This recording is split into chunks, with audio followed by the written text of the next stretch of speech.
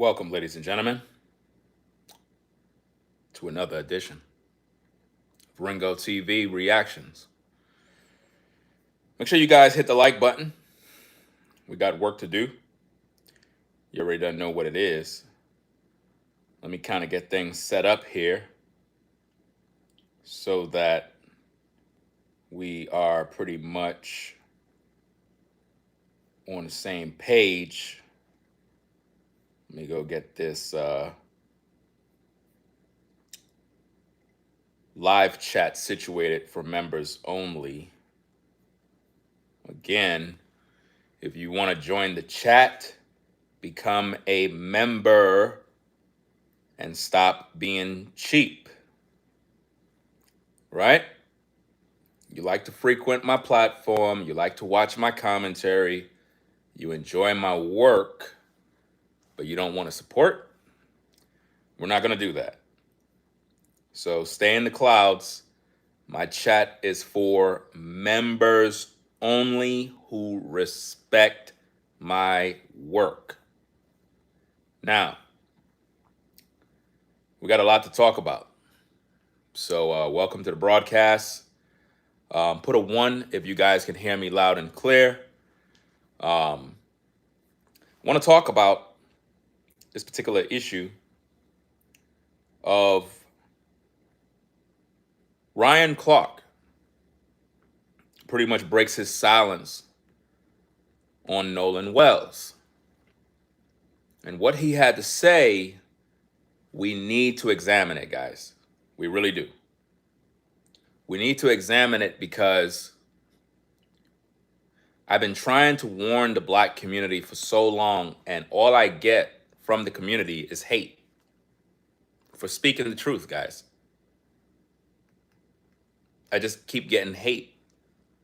And my motivation to keep going, even though I'm hated so much, is that I got a passion for speaking the truth. And I believe that I have this gift where I can see through all the lies. Everybody is lying. And it's like I'm the only one that could see. And I got a platform and I can do something about it. See, a lot of you that are able to see, you don't have a platform. So with your busy life, your busy schedule, you really can't do nothing about it because you're not a social media influencer. I'm a content creator. So being that I have a platform and this is what I do, I cannot help myself but speak the truth. That's all I could do. I came across this video with Ryan Clark. I believe he's a co-host of some podcast called Pivot or something along them lines. Supposed to be into some sports, whatever. I don't know these people. You may know them. I don't. At the same time, what he had to say in regards to Nolan Wells is disgusting.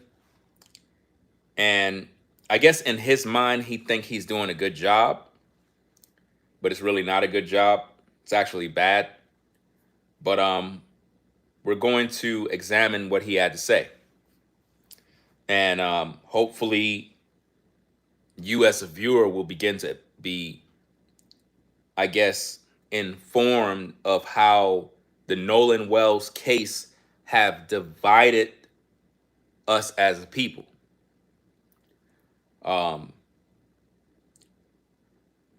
This case with Nolan Wells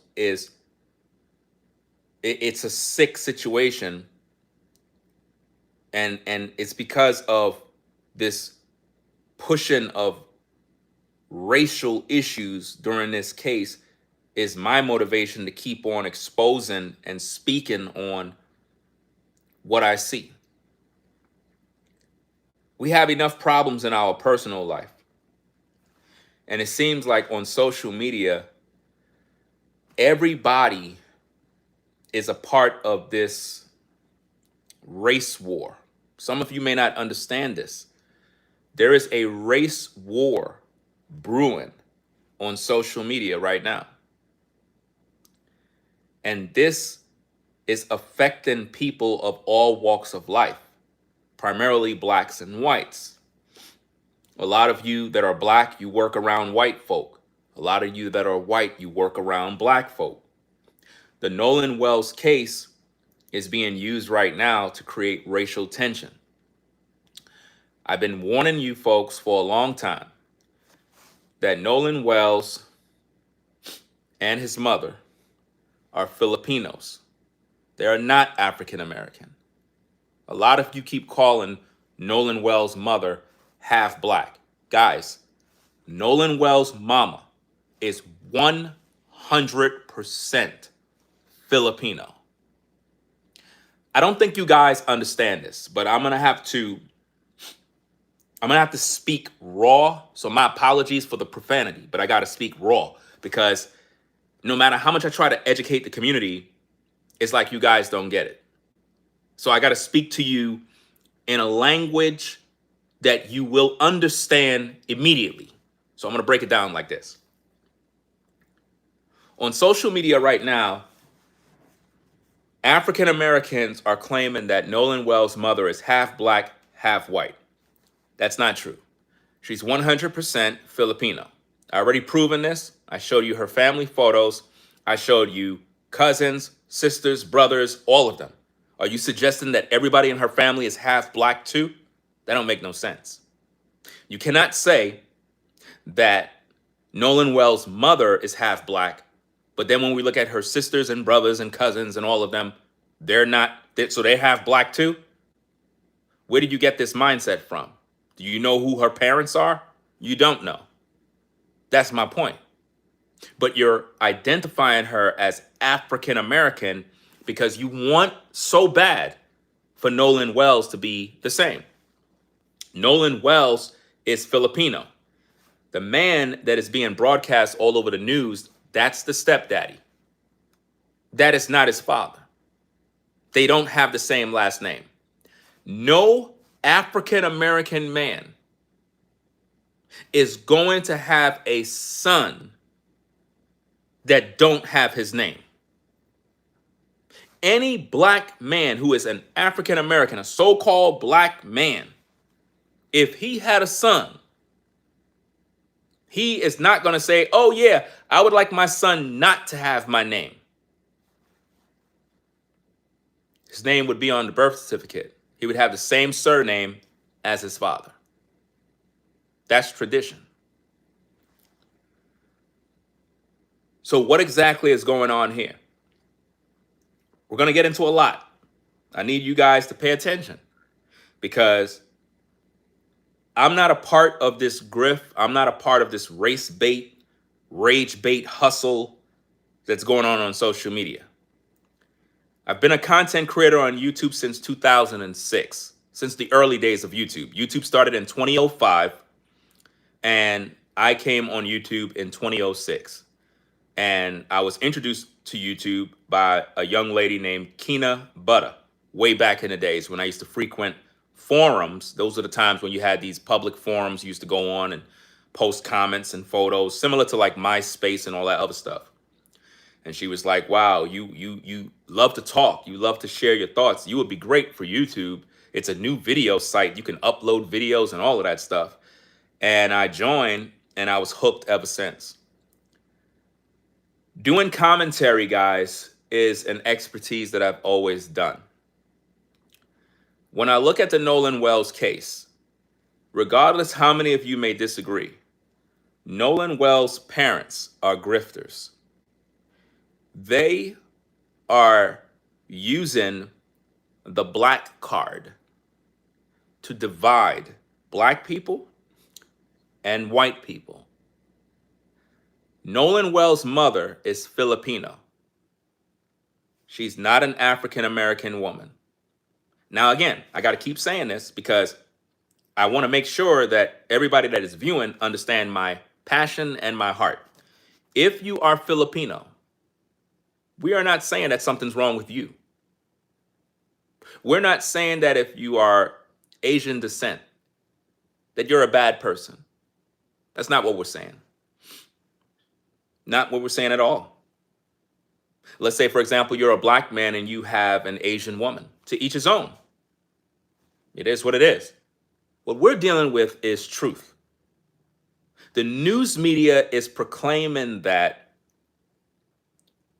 Nolan's mother is a black woman.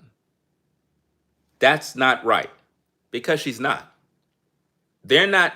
The news media haven't even identified her as Filipino, because they know that if they do that, the black community will not band with Nolan. They won't.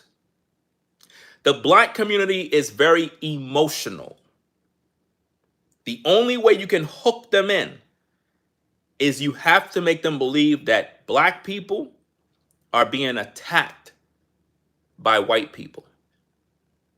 That's the only way the black community is going to stand up and fight. Think about this, guys. When you think about the case of what's that black guy that I keep forgetting his name? The black guy that black people teared up the city for, where the white cop put his knee on his neck, and I guess he unalived him, or whatever the case is, right? They made a statue with this guy, right? And the black community turned him into a hero.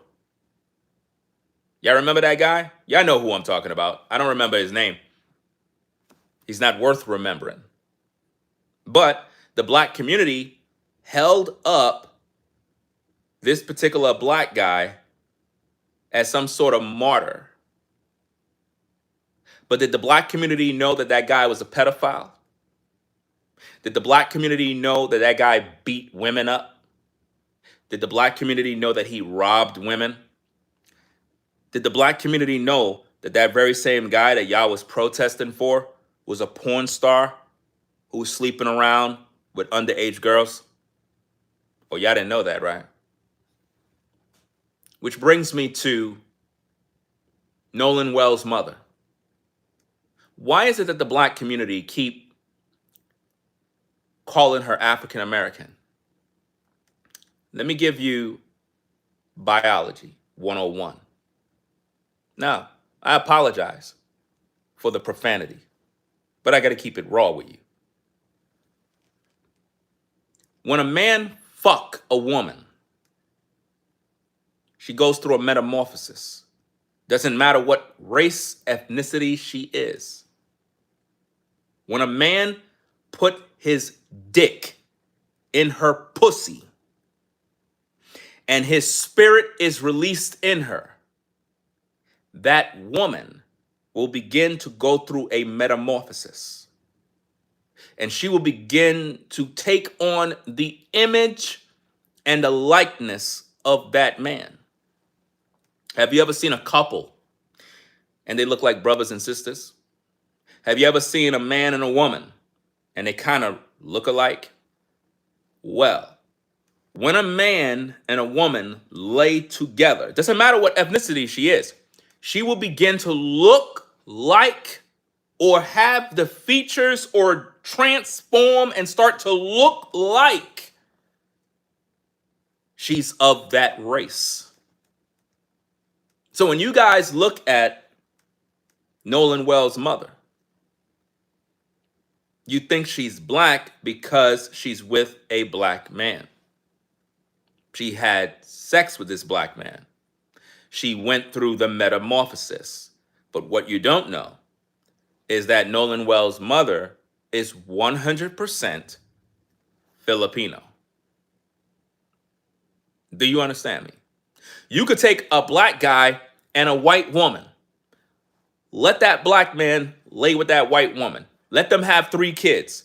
That white woman, even though she's white, she will start to transform, and you would think, damn, they start to look alike.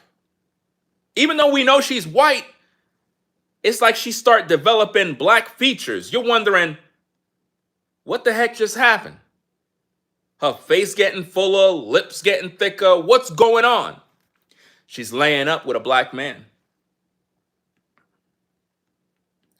The black community cannot accept that she's Filipino, because if they say she's Filipino, then blacks will not band with Nolan. They won't. You know? Shout out to Kashmir. I believe that's Kashmir Black joining the membership. Shout out to Azandra in the building. Shout out to all the members. Caramel, Kimmy, Kim. Who else? We got any other moderators in the building? We see Denise. Miss Tequila, I believe it is. Lori and Rich. What's going on? Who else we got? Pat. Did I miss anybody? Did I miss anybody? Okay, I think I got everybody. All right. Let me take this charger out of this laptop. It's damn hot. Let me keep it on the side right here in case the power goes down. Okay, guys, be sure to hit the like button. We got some interesting things to talk about. You don't want to miss this show. So, I hope that you understand what the metamorphosis is when a woman comes together with a man. Now, here's the thing. It's the woman who starts to resemble the man, not the other way around. Take any woman.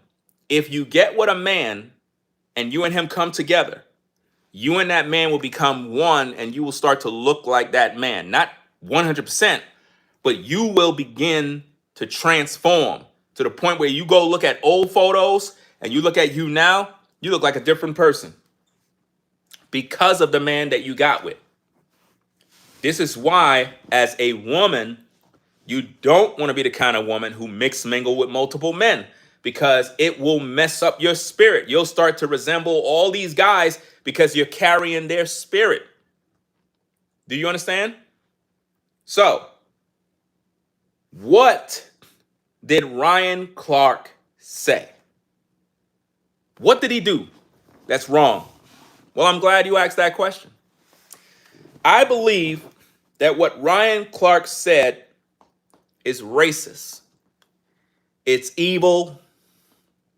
It divides the community. And it shows that blacks are ignoring other stories that are out there. Now, if you've been following my content, I told you that there's another story of a black man named Akin Liverpool. Akin Liverpool is a black man who was celebrating his birthday on a boat. He was drinking, dancing. He was with friends and family on the boat. They were all black. They get to the docking station. Everybody's accounted for on the boat. They looking around. They're like, where is Mr. Liverpool? Nobody don't know where he's at. They tell the captain. Captain contact the authorities, Coast Guard, whoever they had to contact. They search. They end up finding the body. He dead. You don't see no coverage on the news, but one video. No social media influencers are talking about it. No outrage. Nobody cares. But when it comes to Nolan Wells, everybody's outraged. Everybody's concerned. And that family got rich overnight.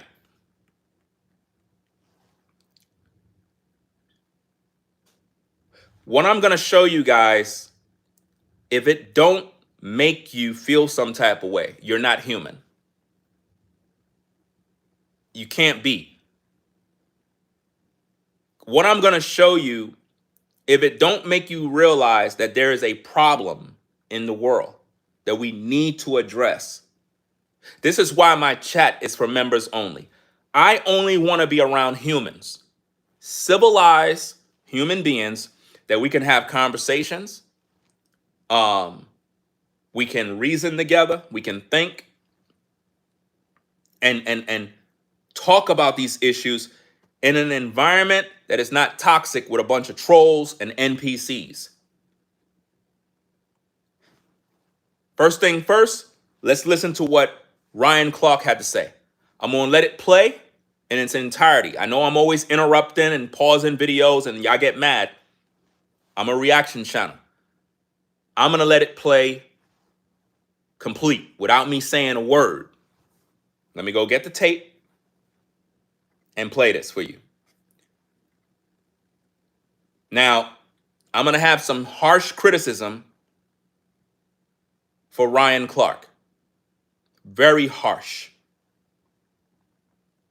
I don't care how anybody feel about my opinions, because when I tell you that these individuals that are on social media are working together to enrage people, to create division, to create hate, he's one of them. I think that what Ryan Clark said is racist. It's evil. And even though I don't know much about this guy, I don't like him. I think that he's full of hate. And deep down in his heart, he got a deep issue against white people. And he's trying to recruit black people and kids to think just like him. Now, listen to what he had to say. We're going to break it all down for you folks to understand too.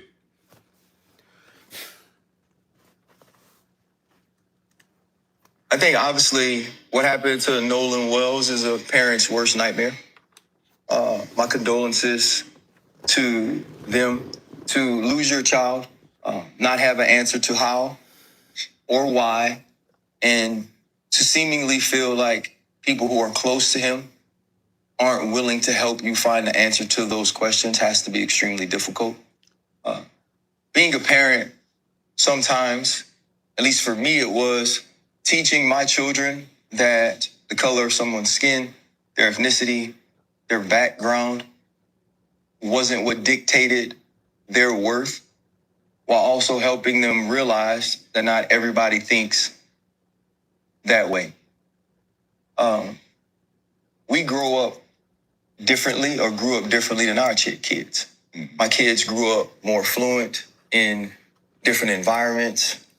My kids grew up as the different kids, the special kids, you know. So the realization, or the first time that Logan was told, well, you're different, you're not like the rest of them, that's why I treat you different than I treat them. Or the first time Jordan liked the little girl and was told that that little girl couldn't date him because of what he looked like. That realization for our kids was difficult, but it was a part of life. So I often question, did I do my kids a disservice telling them to love everyone, knowing that not everyone will love them back? That's why you have to know who your children's friends are, who the parents of your children's friends are, and not just how they see you or treat you, but how they see and treat everybody like you. Right. For them, man, I just hope they find the answers. Hope they could have some peace. And we don't know the answer to this question, but this is the question. If the roles were reversed, what would be the outrage? What would be the rhetoric? What would be the reaction? And I know people are going to say, hey, look, man, if we don't stop talking about things like this, then things like this will never go away. And my answer to that is, when things like this go away, we'll stop talking about it. I think obviously what happened to Nolan Wells is a parent's worst nightmare.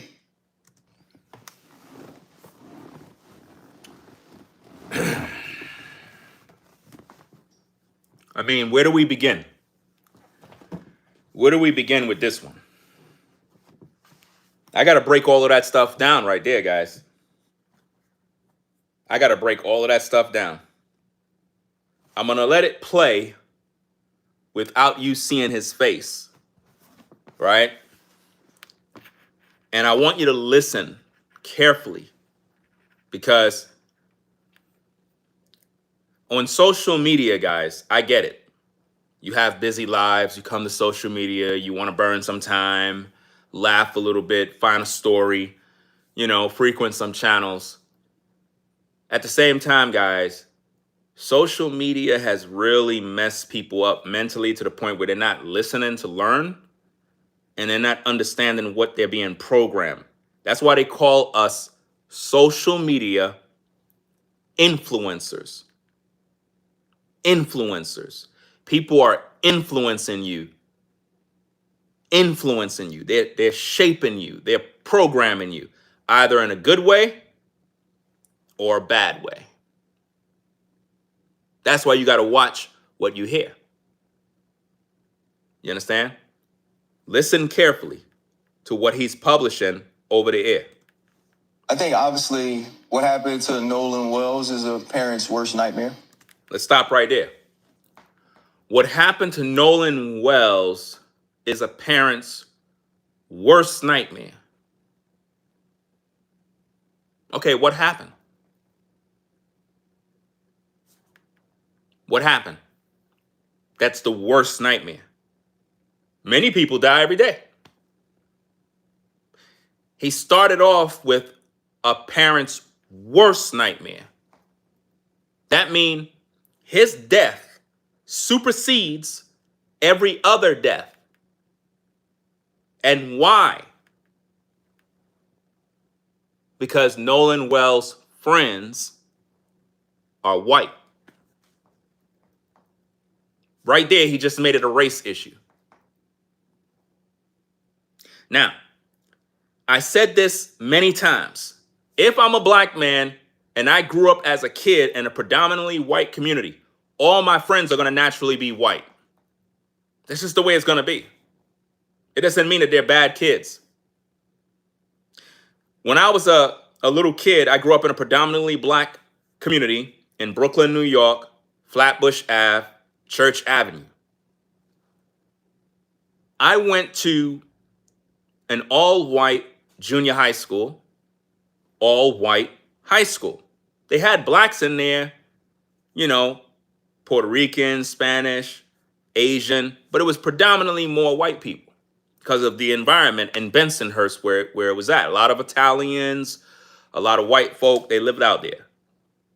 So even though I had black friends, majority of the friends that I had in school were white. So if Nolan hung out with more white folk, it's because those are the people he grew up around. Those are the people he went to school with. Right? It doesn't mean that they're bad. But what social media is painting is that these white kids, they must be all white supremacists and racists. And they wanted to kill this innocent black kid, even though he's Filipino. But they labeled him black so that they can pull us in with rage bait. So now when he say it's a parent's worst nightmare, he's not speaking of a simple death, because people die every day. What he's speaking on is a worst nightmare of your child being killed by white people. That's what he's trying to put in you to get you angry. That's called rage bait. Listen to it at the top, because what I got to show you guys, if you stay here long enough, because some of you going to miss it. Some of you going to leave right when I drop the next video. And you're going to miss the icing on the cake that is supposed to make your head spin, because you don't have the attention span enough to listen and learn something. Listen at the tape. I think obviously what happened to Nolan Wells is a parent's worst nightmare. My condolences to them. To lose your child, not have an answer to how or why, and don't have an answer to how or why. What do you mean? Don't have an answer to how and why? Anybody with any level of intelligence would know that Nolan Wells died by a freak accident. Nobody murdered him. His friends were his friends. Nolan's mother said that Nolan went to that island many times and came back home with his buddies. The very same buddies that everybody's accusing, those very same buddies went with him to that island many times and they came back home. No issues. But now everybody want to believe that because they're white, because they're whitey, you know, they just wanted to kill somebody. They had his cell phone. Woo. They killed them.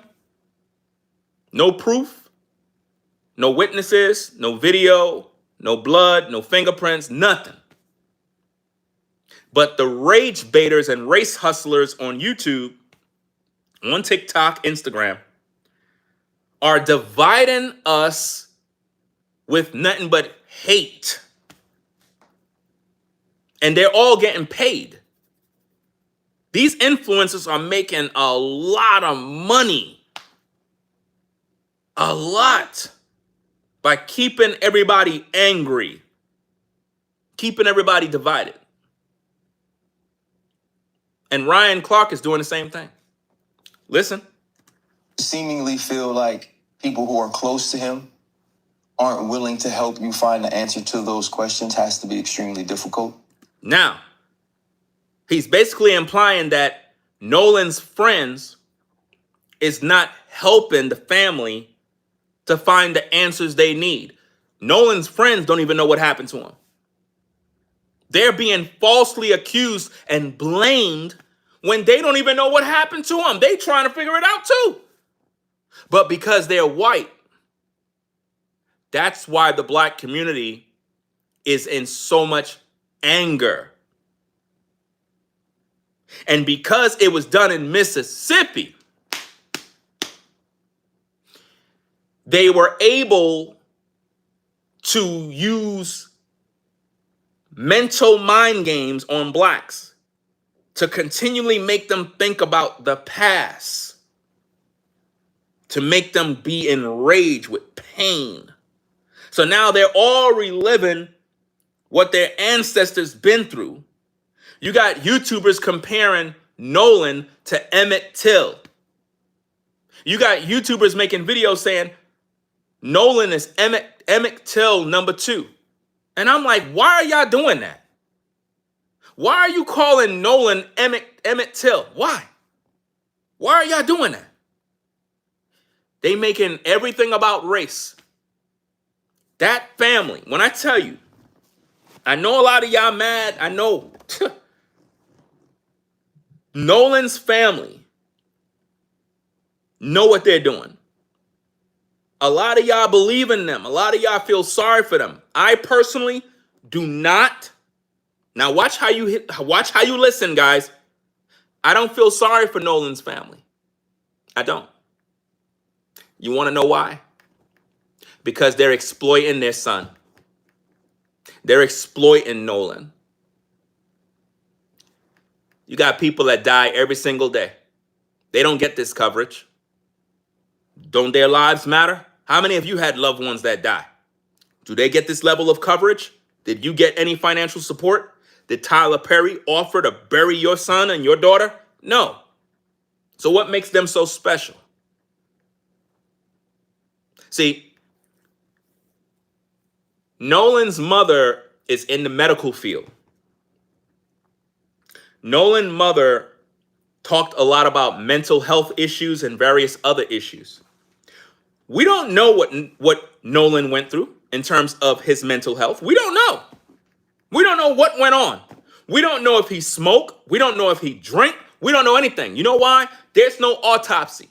No results. Nobody brought forth any autopsy results. That family been on the news media. You don't see no tears, nobody crying, nobody grieving. This family didn't take off. They've been on social media tours, doing interviews, racking up money. When they first started their GoFundMe, guys, it was on the day Nolan's body was recovered. On the 6th of July, when Nolan's body was recovered, that's the very same day that the parents set up a GoFundMe with a goal of only $11,000. Now their goal is $750,000.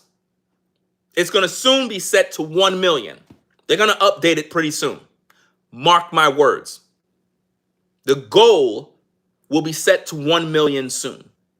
They kept raising it and raising it and raising it. Why? They want money. The new hustle nowadays is when you have a loved one that died, start a GoFundMe so you could get rich. It used to be that when you have a loved one that died, everybody in the family try to chip in to pay for the funeral. And then that's it. Now, we got to get rich. They told you on the GoFundMe that the GoFundMe is for the funeral. That's a lie. Tyler Perry's paying for the funeral. He already did. They're going to have a high end with security, with the best of the best. I wouldn't be surprised if Tyler Perry made a deal with the mother to have a film made in honor of Nolan Wells because of all this promotion. All you got to do is promote a film and everybody will go with it. In theaters next week, the motion picture Nolan Wells. Get your tickets at box office at 223-5757. Call us today. That's what they're going to do. They're going to most likely make a film, the Nolan Wells story. Don't it have a nice ring to it? See how it already is marketable? Don't that sound wonderful? The Nolan Wells story. See that? That family probably got a major check behind the scenes from Tyler Perry. A gift of $1 million plus paid for their funeral. How many of you got that when your child died or your loved one died? Why did this story get such publicity? Like Nolan Wells was murdered and we know exactly how. Nobody don't know what happened to him other than the fact that he was on a boat and he's not there no more. Now, let's continue because I got something to show you.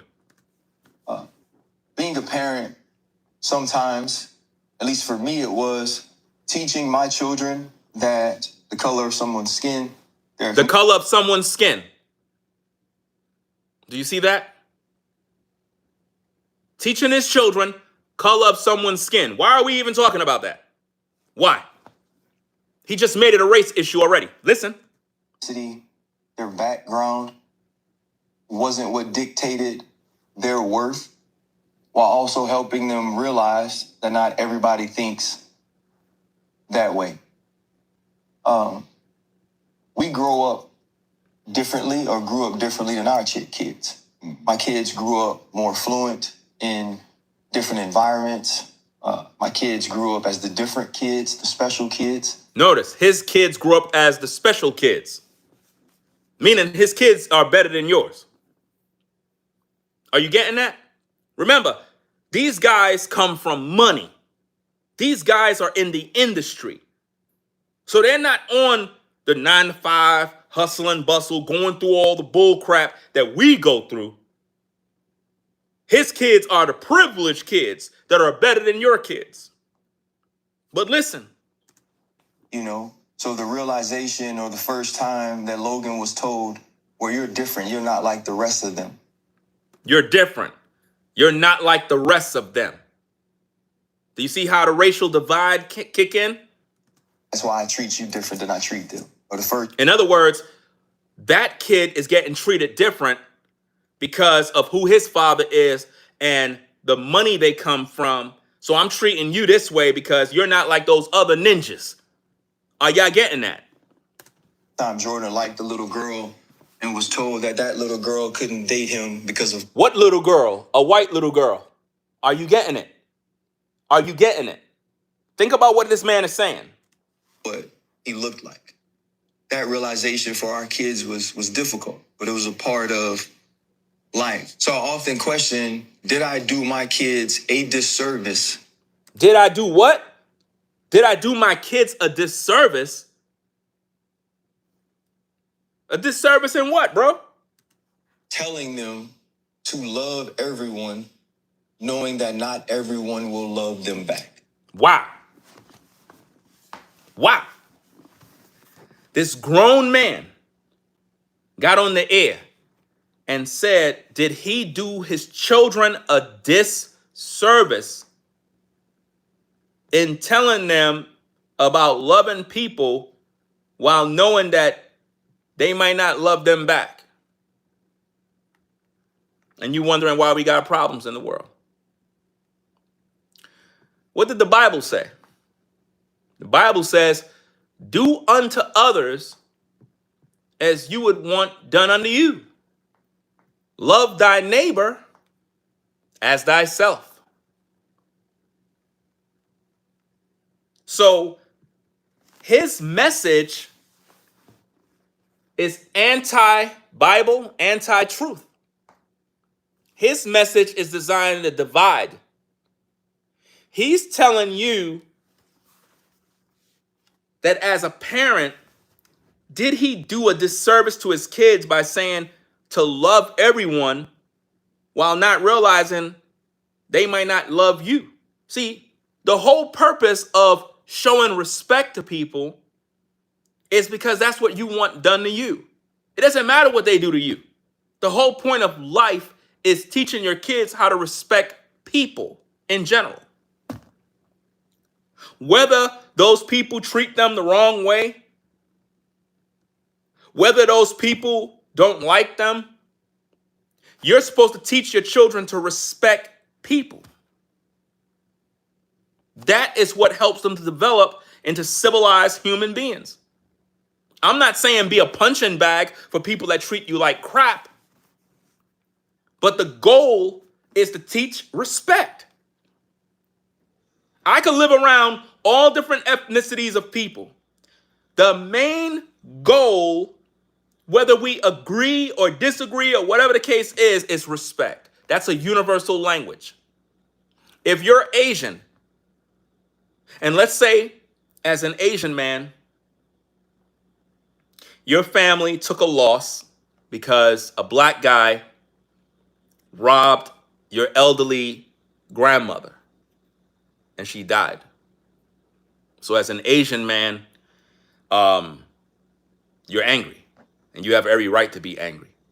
And because of that experience, because of that bad experience that happened to your grandmother, you have this anger against black people. You don't really have an anger against all black people. It's just a black guy killed your loved ones. And that hurts. So in your heart, you feel some type of way. You could be a black dude that went to school and a couple of white guys call you the N-word. And it stuck with you as you grew up. So in your heart, you don't hate all white people. At the same time, it keeps you on edge because of that bad experience. Perhaps you're a white woman and you were sexually assaulted by a black man. and it makes you nervous when you're around black guys. Not that all black guys are trying to get you. That bad experience messed you up. Now, when you put all of that together, all of that mess, it creates division. But now, what's the universal language that could fix all of that? Respect. Respect. Even though as an Asian man, you got an issue with black people because of what happened to your grandmother, and you live across the street from me, and you see me every day, what's going to make the difference is me showing you respect. You showing me respect.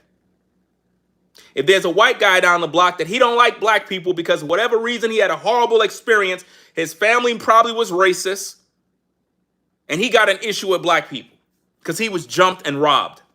So he's upset. He have every right to be upset. At the same time, if we live around one another,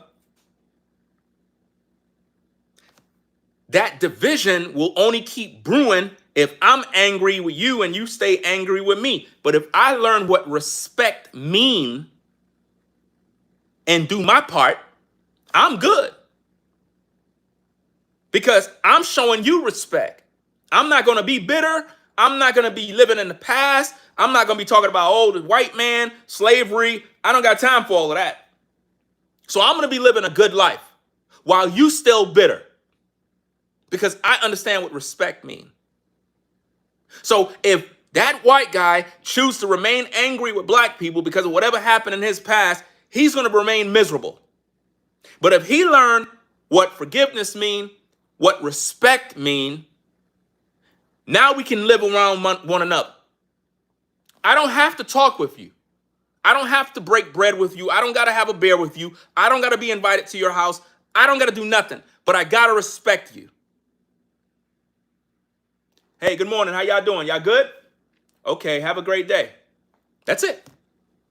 Respect.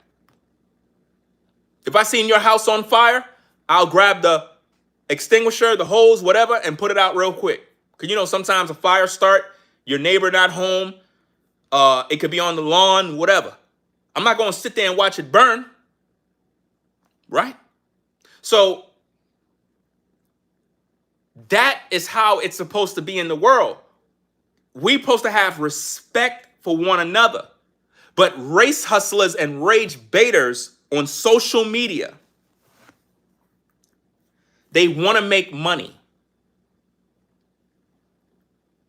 The new hustle is rage bait content. Rage bait. Keeping black people angry. White people didn't make this a race issue with the Nolan Wells story. They didn't. Once that family hired Ben Crump, pulled in Al Sharpton, race issue. They made it a race issue, guys. You're blaming white people when there's no proof, no evidence of any foul play. How come nobody that's black haven't been blamed? There was black people there too. Nolan wasn't the only guy there that was melanated in skin tone because he's not a so-called African American. Nolan is a Filipino. That dude that you see on the news is his stepdad. They don't have listen, Nolan don't have the last name of that man. That is not his father. Anybody that know anything about stepdaddies and when a woman remarry, right? Her first child normally have a different last name because they don't have the same daddy. But because he's black, everybody keep calling Nolan. Oh yeah, Nolan's a black. Yeah, because his father's black. You see the guy right there? Yeah, he's black. Nolan don't look nothing like that man. Nolan is taller than that man. Where Nolan get his height from? Where Nolan get his height from? I don't think y'all understand this, man. Nolan is taller than that man. He don't look like that man. He's not built like that man. Nothing like that man. That's not his father. That's his stepdaddy. Let's get back at the tape. Let's go.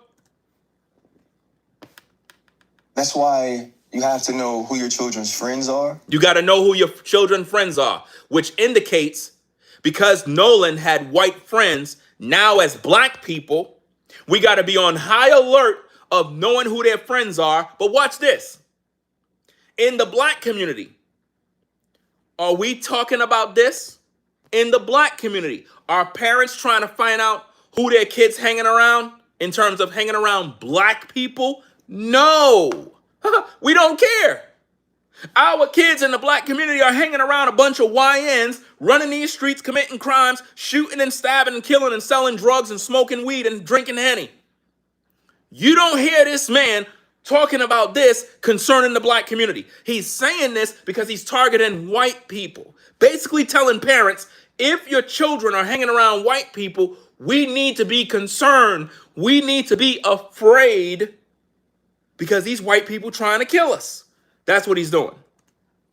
Who the parents of your children's friends are, and not just how they see you or treat you, but how they see and treat everybody like you. Right. For them, man, I just hope they find the answers. I hope they could have some peace. And we don't know the answer to this question, but this is the question. If the roles were reversed. You see? If the roles were reversed. If the roles was reversed, what? What would be the outrage? What would be the rhetoric? You see what he's doing? Basically saying that if it was one white guy surrounded by a bunch of black guys, what would be the outrage? You see that? In other words, he's basically saying that white people are going to automatically say that these ninjas killed this guy. Why? Why would you think that? Why would you assume that? That's sick, man. What would be the reaction? And I know people are going to say, hey, look, man, if we don't stop talking about things like this, then things like this will never go away. And my answer to that is, when things like this go away, we'll stop talking about it. And right there, he probably felt he was doing an awesome job. But I got something for you guys to watch. Let me go get this wonderful, wonderful receipt. And I want to see what all you folks in the clouds have to say about this. I want to see. I want to see what y'all got to say about this. Let me get this thing set up. Because with all that stuff he said, it sounds really bad. But with what I'm about to show you, I want to know why nobody's talking about this. Let's get this thing going. Check it out. Well, we're learning new details this evening about what happened on board a boating trip that ended with one man missing and then later found dead. The FWC says that it was supposed to be a birthday party, but now it's a death investigation. NBC6's Lorena Inclán is live from the marina in Miami, with the latest. Lorena. Well, Jawan, this is the marina where the boat was docked last Friday. It's called the All-Star Marina here on Northwest and North River Drive. And this is where FWC investigators say that a group of friends met up to board a boat to celebrate a birthday. There were a total of 9 people, including the captain, aboard this boat, but only 8 people returned unharmed. 23-year-old Akeem Liverpool was loved by many. Those who knew him described him as dependable and a hard worker. His former football coach sent us a statement that reads in part, "What stands out even more than football was the person he was. Anytime we had community service events, he was there. Anytime someone needed help, he was willing to help. He cared about people and treated everyone with respect." His death has left his family, especially his mom, devastated. I saw him before he left and he told me, Ma, I'll be right back. And I'm still waiting on him. According to an incident report released by the Florida Fish and Wildlife investigators, Liverpool came to the Austral Marina on Northwest North River Drive last Friday with a group of friends to celebrate a birthday aboard a boat. FWC says the boat left the marina at 8 p.m. and anchored at Hobie Beach an hour later. It appears everyone was still on board when the captain raised the anchor and started heading back to the marina. That was around 10:30 p.m. The report says during the trip, victim had consumed alcohol. He was last seen dancing on the bow and went overboard undetected on the return trip. One of the people on board then noticed Liverpool was missing, and when they couldn't find him, they told the captain, and the captain called law enforcement. On Sunday, Liverpool's body was found. There are many unanswered questions still. The family is holding a vigil in his honor tonight. As his mom awaits answers, she had this to say about her beloved son. Stand up, young man. Came from Liberty City over town. From a mama that had him at 13, and they said that he wasn't gonna be nothing. And he is. Just graduated May 11 with a double master's from Berry University, and he graduated with a bachelor's from Florida Memorial while he was Mr. Homecoming King. And for those who may not be familiar, the bow of a boat is the very front part of the vessel. That's where he was last seen dancing. Now, we have tried to reach out to other people who were on board that boat that day that this all happened, and we haven't been able to get in touch with anyone just yet. And we've also tried reaching out to the charter company involved here, still waiting to hear back from them. It is unclear how Liverpool went overboard and why no one initially noticed that he had gone overboard. This case remains under investigation. We're live in Miami. Lorena Inclán, NBC 6 News. Well, we're learning new details this evening about what happened on board a boating trip that ended with one man missing and then later. Did you hear that, guys? No one noticed Liverpool going overboard. You know why? It was a freak accident. Just like Nolan Wells. Nolan Wells' death was a freak accident. And nobody wants to accept that. Instead, because he was with white friends, perfect news story to cause rage bait, racial divide. Perfect. Why nobody's talking about this story?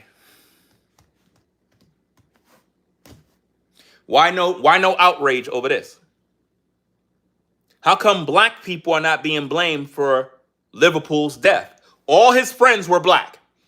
Everybody that was on that boat was black. Nobody was white. Black. So why nobody's blaming black people? Why we don't see Ryan Clark speaking on this? Why? They're not speaking on Mr. Liverpool. Why? There's no money to be made speaking on Mr. Liverpool. On social media, guys, I keep telling y'all all the time, in order to make money, especially as a black content creator, you have to lie to people. You have to rage bait. You have to race hustle. You got to make content that all your content is stories of a white person doing something to a black person. That's the only way you're going to make money. And I'm talking about good money, because it just keeps making black people angry. And the more content you provide like that, the more they love you, because you seem to be the type of person that is standing up for black people against the white man. They love content like that. But if you're a black man or a black woman and you hold the black community accountable, oh, they're going to hate you. If you make content talking about how black men need to be better fathers, they're not going to like you. If you talk about the conditions of single motherhood, they're going to hate you. They're going to hate you. If you show black on black crime, black people will stop supporting your social media. They'll say you're a coon, a sellout. They'll claim you're making content for white people because we don't like accountability in the black community. This story with Mr. Liverpool should be getting national headlines, but it's not, because even though he died in the same fashion as Nolan Wells, all the people on that boat is black. So it's not gonna sell properly. All his friends are black. He'd end up dead.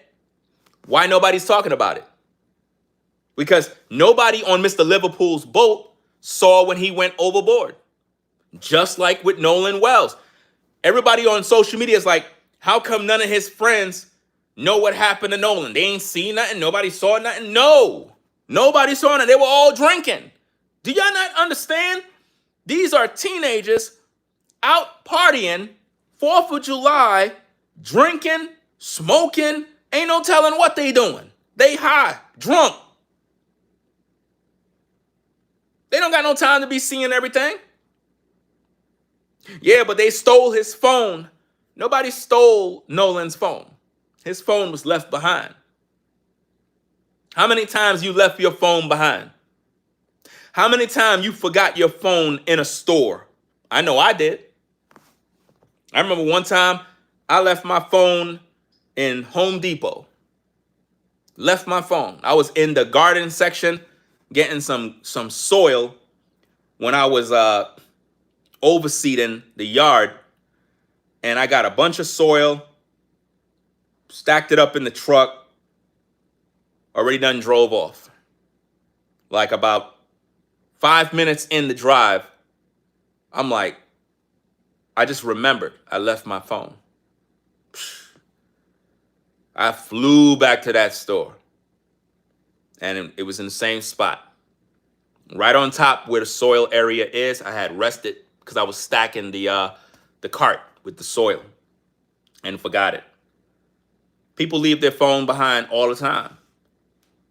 At the same time, nobody don't know. Nolan could have fell off the boat. Nolan could have went swimming. Nolan could have went somewhere with some chick. Nolan could have been walking off drunk. Nobody don't know. And nobody's gonna know because there's no video. There's no cameras. There's no lifeguards on that island. None.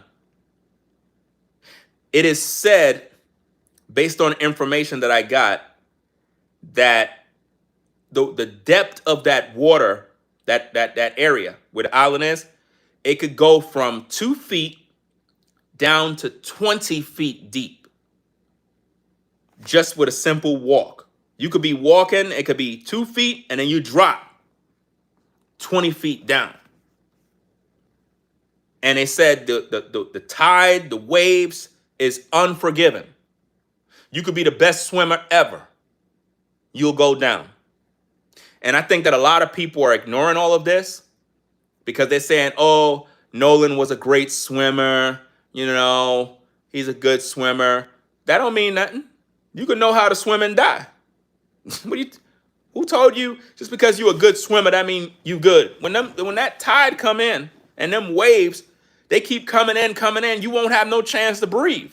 You gonna die. You'll be swimming. You get tired, man. The tide pulling you in, it's pulling you back.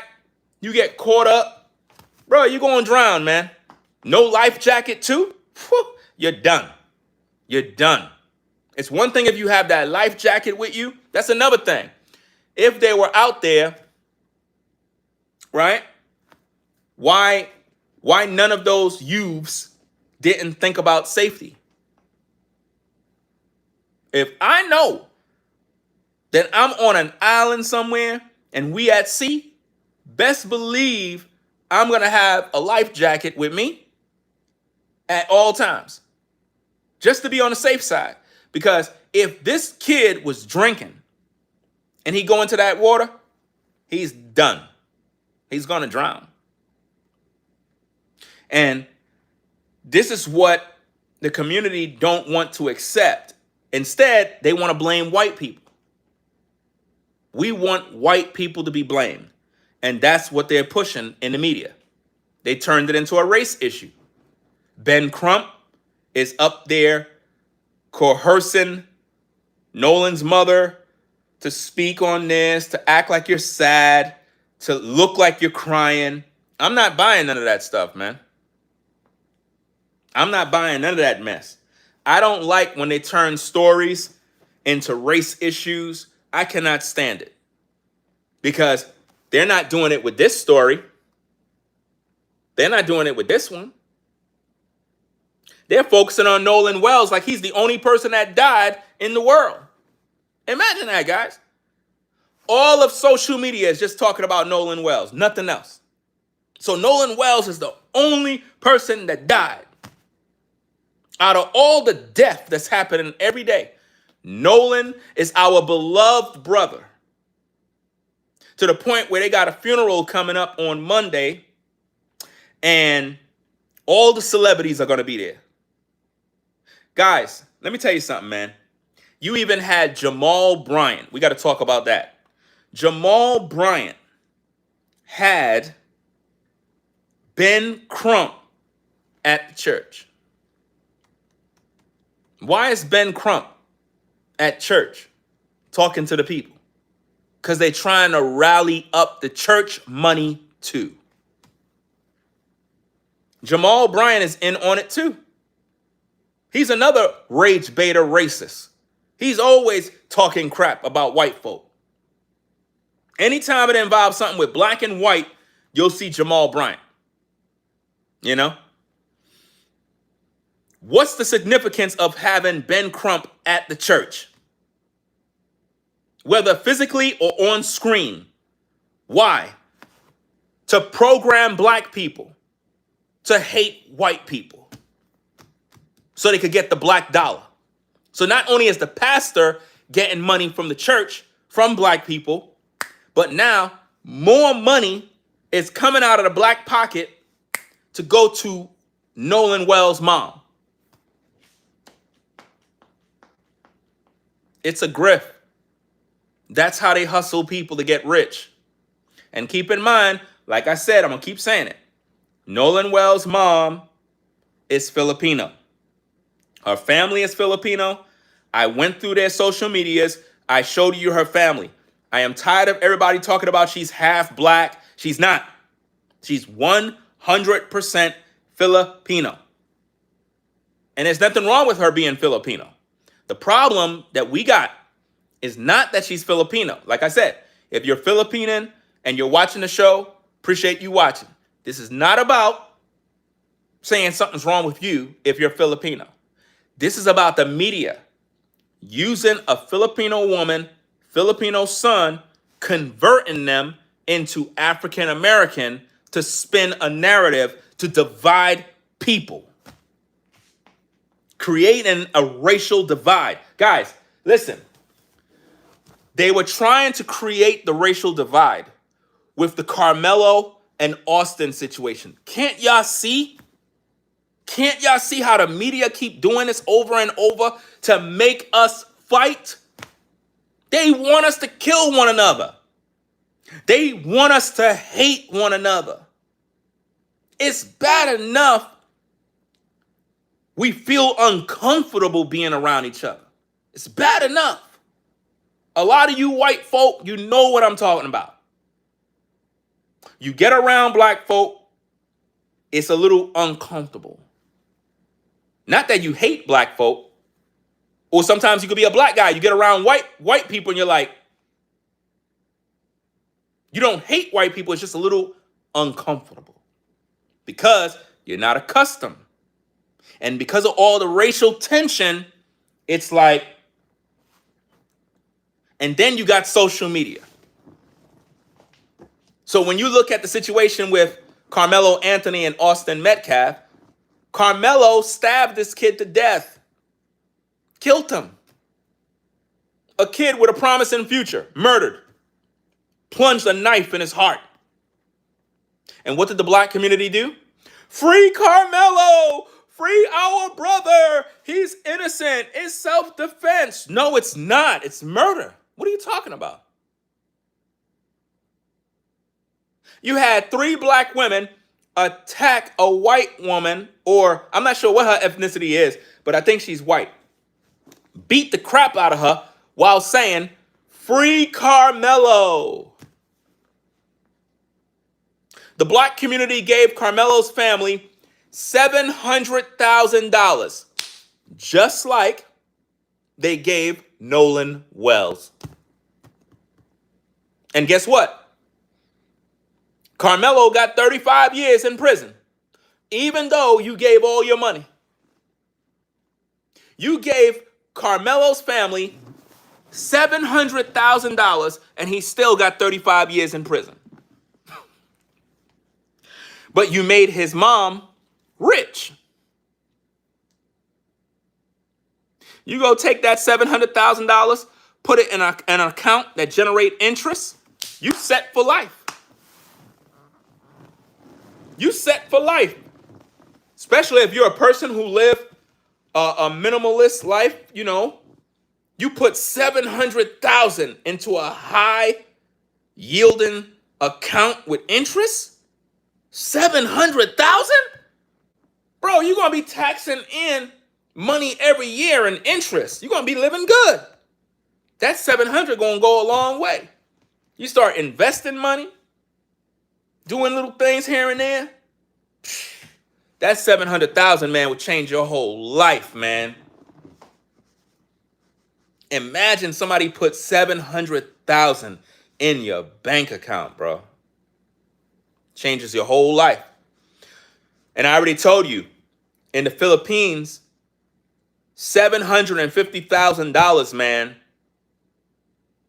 translate to like 4 times the value. You're literally rich. You could literally move to the Philippines and be rich. Shoot. You have a lot of people that used to live in the United States. They moved to the Philippines. They're there right now. And they're rich. Remember, everything you could get over here, you could get over there. You got guys that literally left America, said, "I'm done with America." And they moved to the Philippines. And they living good. They do content. They're making money. They starting businesses. There's a lot of opportunities overseas. A lot of opportunities. A lot. In developing countries, it's a lot of opportunities. But you need money. You know what I'm saying? You need money. Without money, you can't get it popping.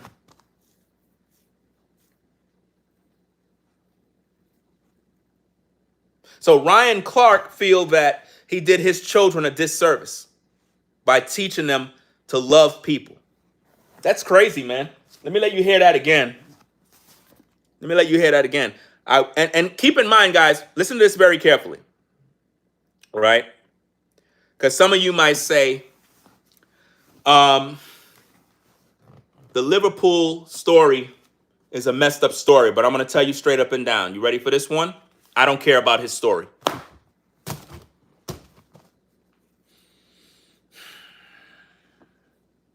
I don't care no more.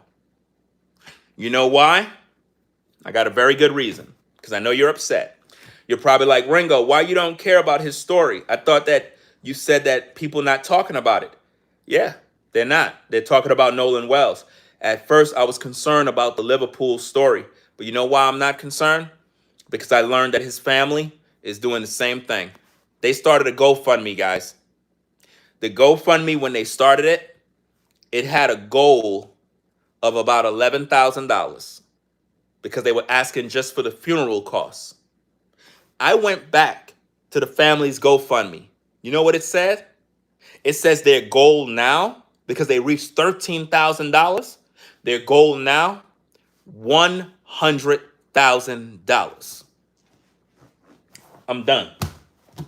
I don't care about that family anymore, because I realize they trying to make money too.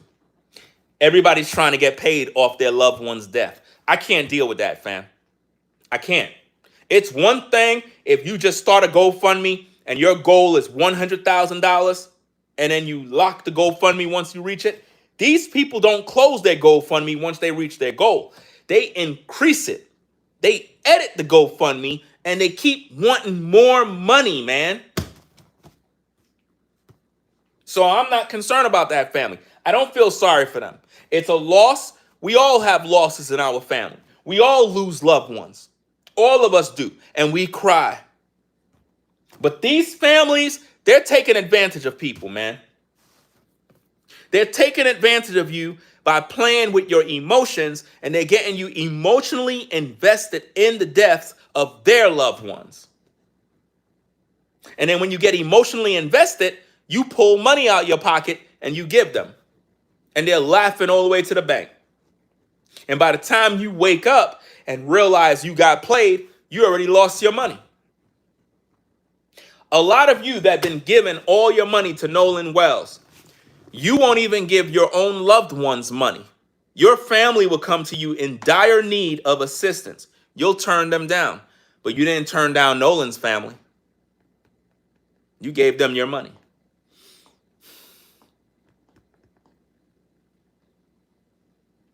Crump and Sharpton, they already got paid. They already got paid.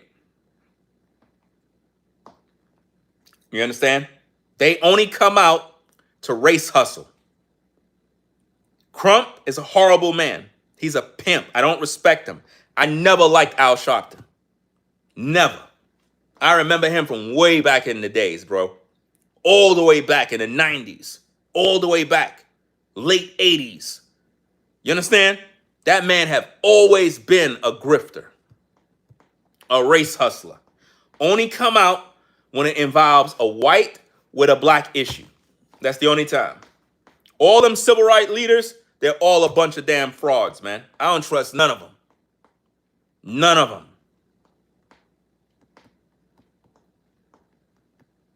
They don't care about black people. One of the biggest hustlers in the black community is the black church and the black politicians, then the black attorneys, because they come in not to really help the community. They come in to take your money. The black church, the biggest pimps, they take all your money in the name of God. All them civil rights leaders, pimps. They don't care about black people. Their job is to control black people. Their job is to keep black people angry. Keep them hating white people. You know? You had black Hebrew Israelites. An Israelite camp named Israelite United in Christ. They were out there marching and protesting for Nolan Wells. You would never see this black Hebrew Israelite group protesting and marching because Marquise in the projects got shot by Derek. You would never see them marching for that. In the black community, with all the black on black crime, you never see Ben Crump. When have you ever seen Ben Crump walk through the projects in Brooklyn, New York? When? He's a civil rights attorney. When have you ever seen him in the hood, in the projects, speaking on black crime? I'll wait. When have you seen Al Sharpton? When have you seen any of these black politicians speaking on black crime? Never. Nobody cares, fam.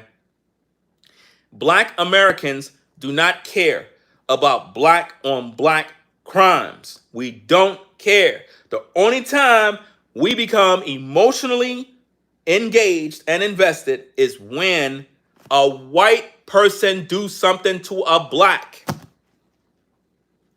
It's the only time. That's the only time, man.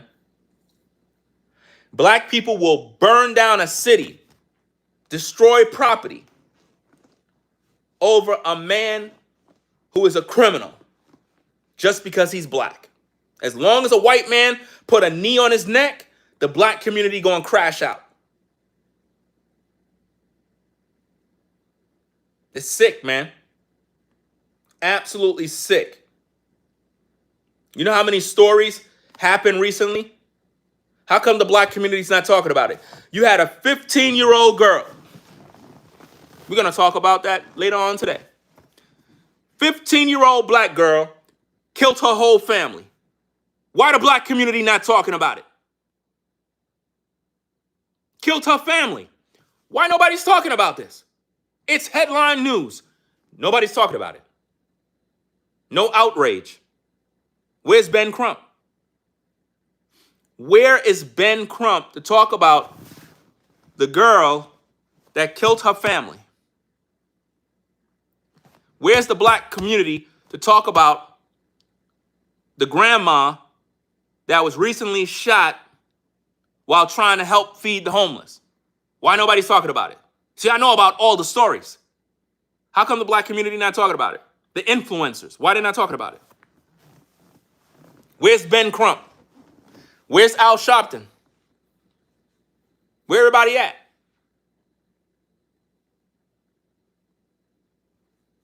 This is what I'm saying, guys. But when we're ready, we want to hold white people accountable for crimes they didn't commit. But when it comes to the black community and the crimes that blacks commit, we don't want to talk about it.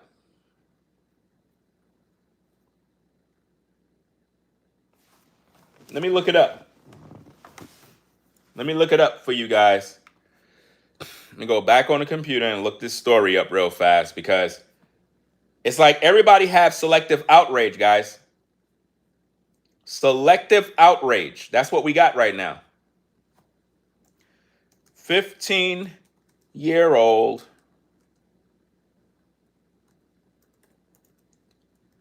kills family. A 15-year-old girl and her 16-year-old boyfriend, Jamaire Davis, were arrested and charged in connection with a targeted multi-location mass shooting in East St. Louis, Illinois, that killed 5 of her family members. 2 other relatives, including her mother, survived the attack. Why the black community is focused on Nolan Wells, but they're not talking about this?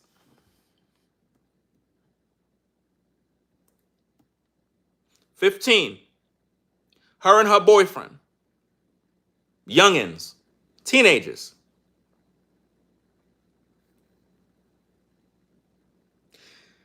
You had another story. Black guy who his girlfriend getting ready to go to work, he killed her in her driveway. Kill her. And he was supposed to also kill her father. But because he wasn't there at the moment, he couldn't get to kill him. Why the black community not talking about these stories?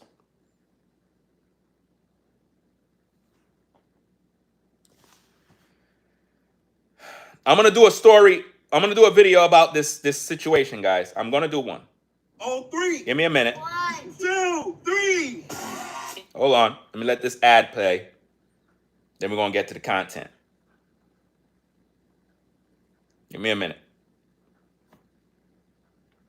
Today, Marcus May made brief statements shortly after the weekend killings, offering no excuse for his... Hold on. Let's get to the content. Hit that like button, guys. Father of the teen girl accused of killing her own family in East St. Louis sits down with Fox 2 today. Marcus May made brief statements shortly after the weekend killings, offering no excuse for his daughter's alleged actions. And now he's talking with Fox Files investigator Chris Hayes to go deeper into this, Chris. Marcus May lost his mother and sister during a killing spree that prosecutors say involved his own 15-year-old daughter. He sat down with us inside his mother's home. Marcus May's sister, Cherie, was the first killed, then May's nephew, Devin, and May's mom, Patricia. Because she didn't deserve any of this. My mom ultimately died because of her love. Patricia and Devin went to check on Cherie. Police say May's daughter was inside Cherie's home with her teen boyfriend, both reportedly runaways who family was trying to help. Due to the fact that was her grandbaby, she went to try to save and see if she could save. And to get took out like that is like, wow. The teens allegedly cut off Grandma's thumb so they could access her iPhone. Oh, Wow. crazy. My mom was 70-something years old. She just got that iPhone. She barely knew how to work the lock on the front door, let alone doing fingerprinting for an iPhone. As May thinks about his own daughter arrested. She looked just like me. That was my only child. So yeah, that none of this comes easy. He says he and his family were working hard to save her. To look back at all the lies she told, like to sit down and talk to your child and be like, are you okay? What's wrong? Talk to me. Coming up tonight at 5 in the Fox Files, the hit list he says he learned about and that he was on. And also to the moderators, leave everybody's comment alone. If you're a channel member, you can say whatever you want to say in this chat. So to the mods, if the members use any sort of profanity or whatever the case is, I don't care. I don't care. They are members. That's what they pay for, right? So let them rock out. Notice what they did to Grandma. They cut off Grandma's thumb. They cut off Grandma's thumb. Her thumb. Grandma. How could you do that to Grandma? So that they could gain access to her iPhone, y'all. And the black community not talking about it. You don't see them people on YouTube talking about it. They don't care. Because you can't rage bait with it. You can't race hustle with it. 15-year-old killed his mother, grandma, man. And he was supposed to die too. When you continue researching the story, the daughter was supposed to kill her father too. That's how sick these folks are, fam. And see, if I talk about this story, black people get mad at me. Why are you talking about black people? Why are you doing that? You making us look bad. What do you mean making us? I'm not making us look like nothing. I'm talking about them damn demons. That's a sick story, man. Sick. There's another story that's out there. A group of women that tortured a child sexually. And they're black. Some of them stories are just too disgusting to even talk about.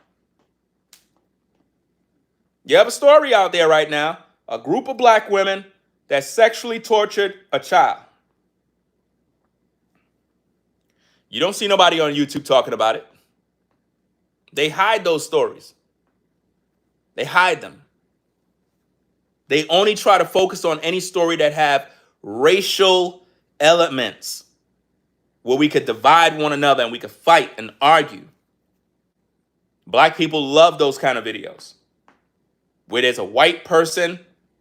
Like, for example, put a 1 in the chat if you've seen a story about a white guy that recently got fired because of something he was talking about in regards to Nolan Wells. It was something that he was talking about, and I guess people found out where he worked, and he ended up losing his job. There are black YouTubers celebrating the fact that he lost his job because he's white. I mean, what he did was dumb, but they're only making videos about it because he's white and he lost his job. That's why I always tell you, if you're a person and you have a 9 to 5, be very careful with posting on social media. Be very, very careful because it can bite you.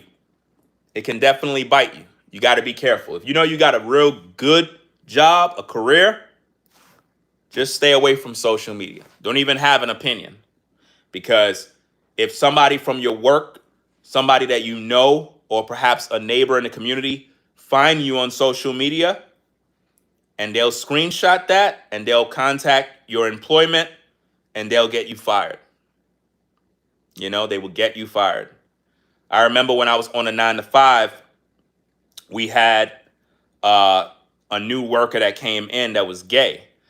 And it was very, very obvious. This guy was very flamboyant, very out there with his lifestyle.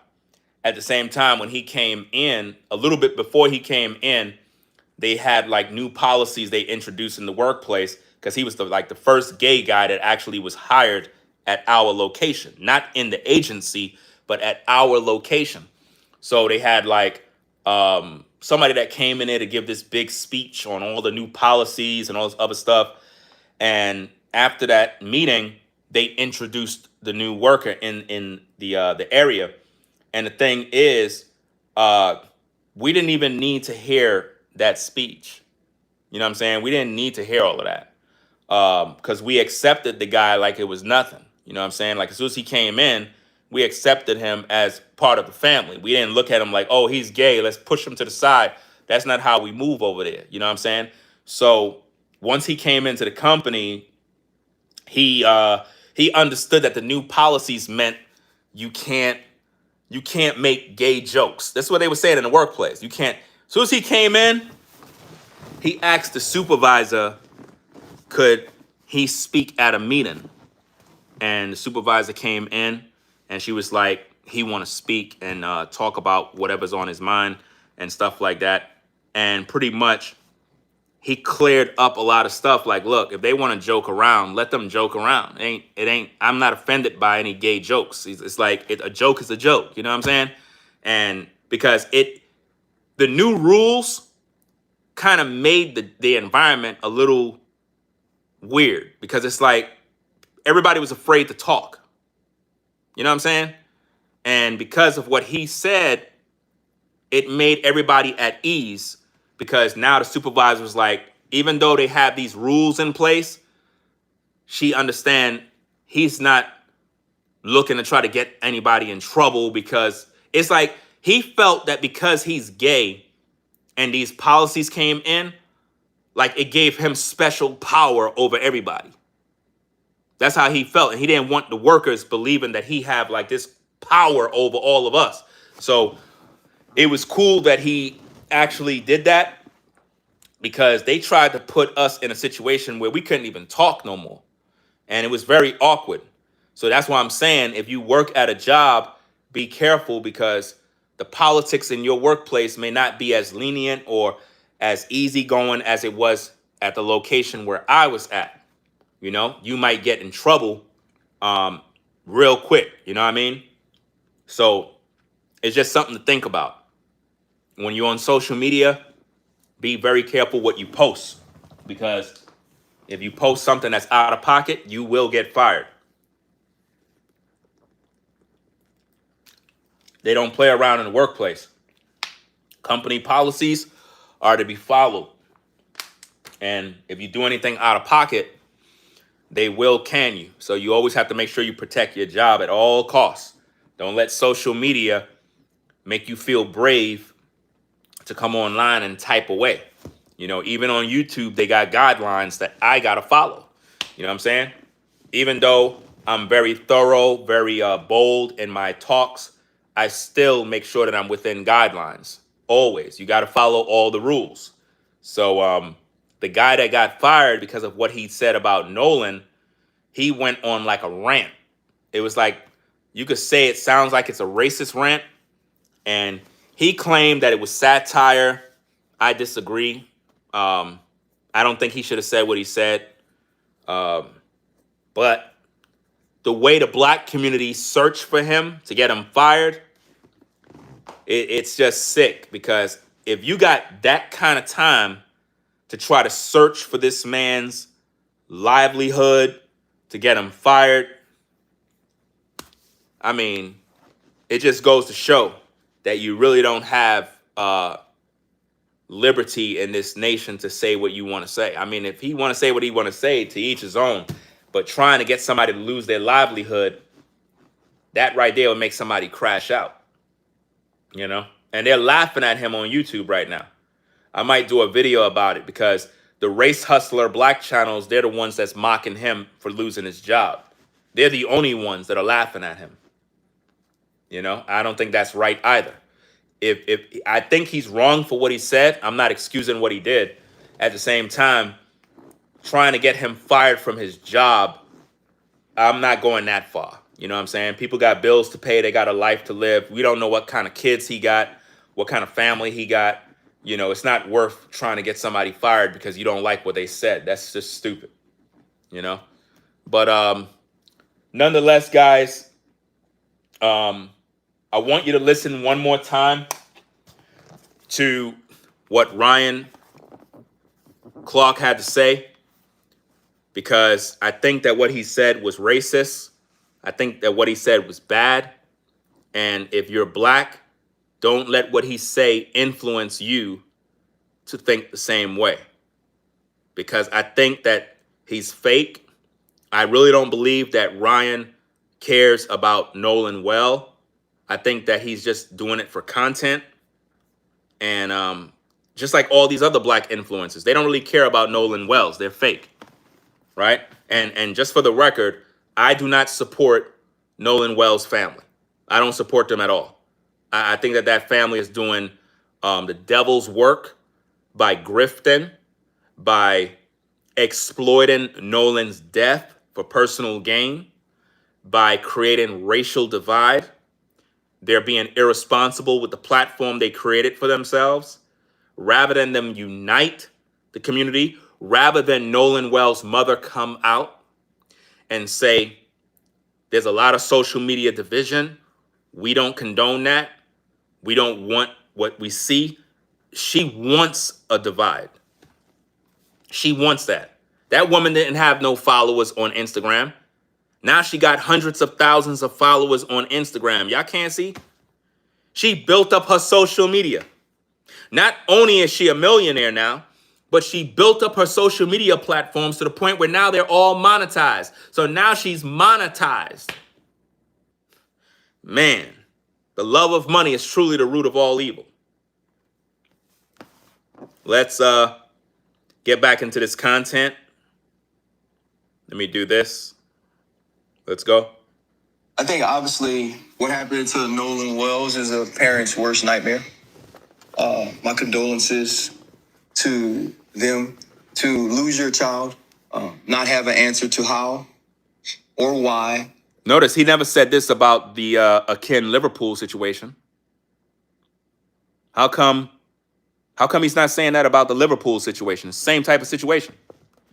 He don't care about him because he's a black man who had black friends. The only reason why this guy is talking about this is because Nolan's friends was white. And to seemingly feel like people who are close to him aren't willing to help you find the answer to those questions has to be extremely difficult. Blaming white people, the people that were close to Nolan, aren't helping to solve the case. Nolan's friends don't even know what happened to him. They're in shock too. Another thing that I want to clear up, a lot of black influencers are going around claiming that Nolan's friends shut down their social medias. I don't know if this has been verified as a fact. If it is a fact that they shut down their social medias, I don't blame them. You know why? Who wants to be harassed by a mob of black people that flood your inbox with death threats and hate mail because you're Nolan's friends? Who wants their privacy, photos, and family to be plastered all over social media? Who wants that? So if they shut down their pages, they did the right thing. Let's go. Being a parent, sometimes, at least for me, it was teaching my children that the color of someone's skin, their ethnicity, their background wasn't what dictated their worth, while also helping them realize that not everybody thinks that way. We grow up differently or grew up differently than our kids. My kids grew up more fluent in different environments. Better environments. That's what he meant to say. His kids grew up in a better environment, not the ghettos, not the slums, like the ninjas and the YNs. You have to understand the language that he's speaking. He's speaking in code. In other words, he got money. So he's living better and his children able to live the lifestyle around white people. Listen to this. My kids grew up as the different kids, the special kids. The special kids. The kids that are better than the other black kids in the poor communities. So the realization or the first time that Logan was told, well, you're different. You're not like the rest of them. Logan. Now, I don't know nothing about this man. I really don't. But when he say Logan, it sounds as if though he have an interracial relationship. Let me look it up. He could have a child who is has a white mother. I don't know nothing about this guy, but let me go look it up. Ryan Clark. Let's go look him up, find out some more about him to see if he has a white woman or a black woman. Ryan. Let me see. Ryan Clark's net worth approximately about 6 million. At the height of his career, it was around 22 million. Let's see marital status. Ryan Clark, wife. Let me see. Let me see if she's a black or white woman. Because the name Logan, let me see. Look like she's a black woman from the surface. Let me check out children, wife, and children. Because, a lot of times these people that are in the industry, especially these athletes, they always end up with white women. We all know that to be a fact. Once they get money, they go get a white woman. Right? So now I'm looking at family photos. So, and I don't know. I don't know who is Logan. I don't know. I'm trying to see. Let me see. Who's this? Happy birthday to my firstborn, the little girl who made me grow up at least a little. I've learned so much from loving you when. That's who. Happy birthday, Jaden Clark.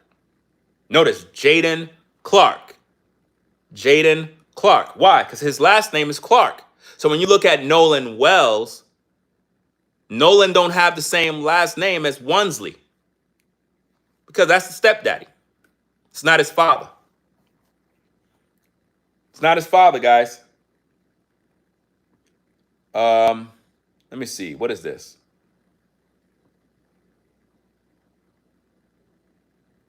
When I was 19. Let me see.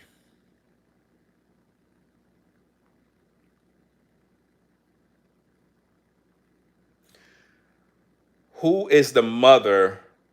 Let me look this up. I'm trying to find some info.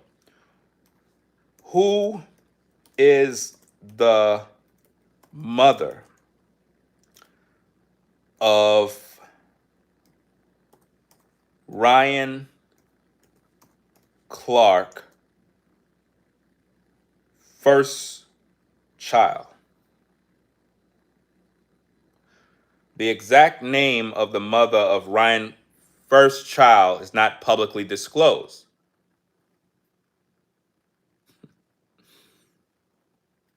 It's not publicly disclosed. Former NFL Ryan Clark and his wife, Yanka Clark, have been open about raising his eldest daughter, Jaden, from a previous relationship. I will submit to you the previous relationship was with a white woman. She was a white woman. Because when I look at his daughter, clearly, he was with a white woman. He was.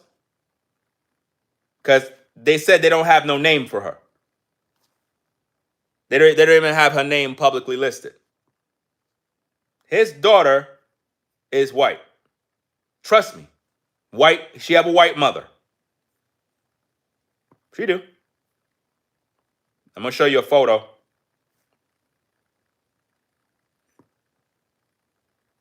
Watch this.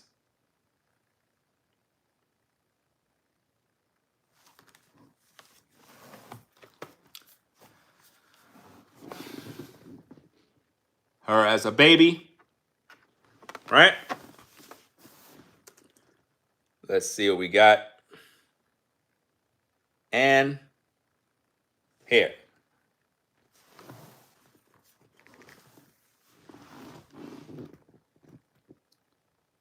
Her mom is white.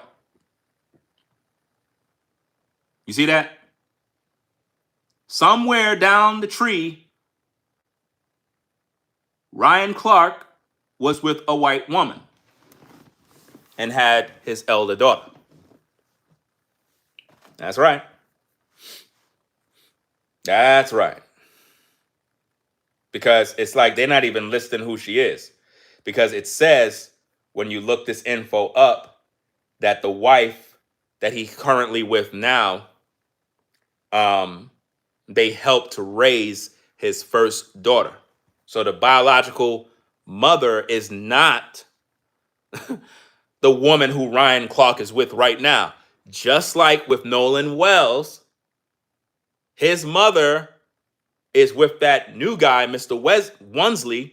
That's not his biological father. That's the stepdaddy. And I'm trying to figure out why they're not showing the mother. Why is this a secret? Why is this a secret? And why is it that with Nolan's mother, you see her showing her Filipino family, but you don't see her showing her father? Now, a lot of you may not know this, but in the Philippines, you have a lot of American men, white men, black men, all kinds of men that travel to the Philippines to have sex with underage girls all the time. They do that in Thailand. They do that in China. They do that in a lot of Asian countries. You have a lot of people that travel from the United States and they go on down to these other places and they mix, mingle, have sex with, and leave women, not even women, girls, pregnant down there. Then they come back to the United States. Happens all the time. You have guys, they go to the Dominican Republic, they go to Mexico, and they literally engage with underage girls, man. That's right. Let's see what else we got. Yeah, so let's get back to what Mr. Clark had to say. Let's get back to that, and then we're going to wrap up the show. Make sure you guys hit the like button. Different environments. My kids grew up as the different kids, the special kids, you know. So the realization or the first time that Logan was told, well, you're different. You're not like the rest of them. That's why I treat you different than I treat them. Or the first time Jordan liked the little girl and was told that that little girl couldn't date him because of what he looked like. That realization for our kids was difficult, but it was a part of life. So I often question did I do my kids a disservice telling them to love everyone, knowing that not everyone will love them back? Why would he say that? Why would he say doing his children a disservice? It's never a disservice teaching your children. See, here's the thing. I think that we mess up. It's not about teaching your children to love other people. Wrong choice of words. You're supposed to teach your children to respect other people. Love, wrong use of the word. Because I don't love everybody. And neither would I say that. Because I don't know you. So how could I love you? Do you get that? But what I could do is respect you. I don't have to love you to respect you. You see that? Love is a strong word.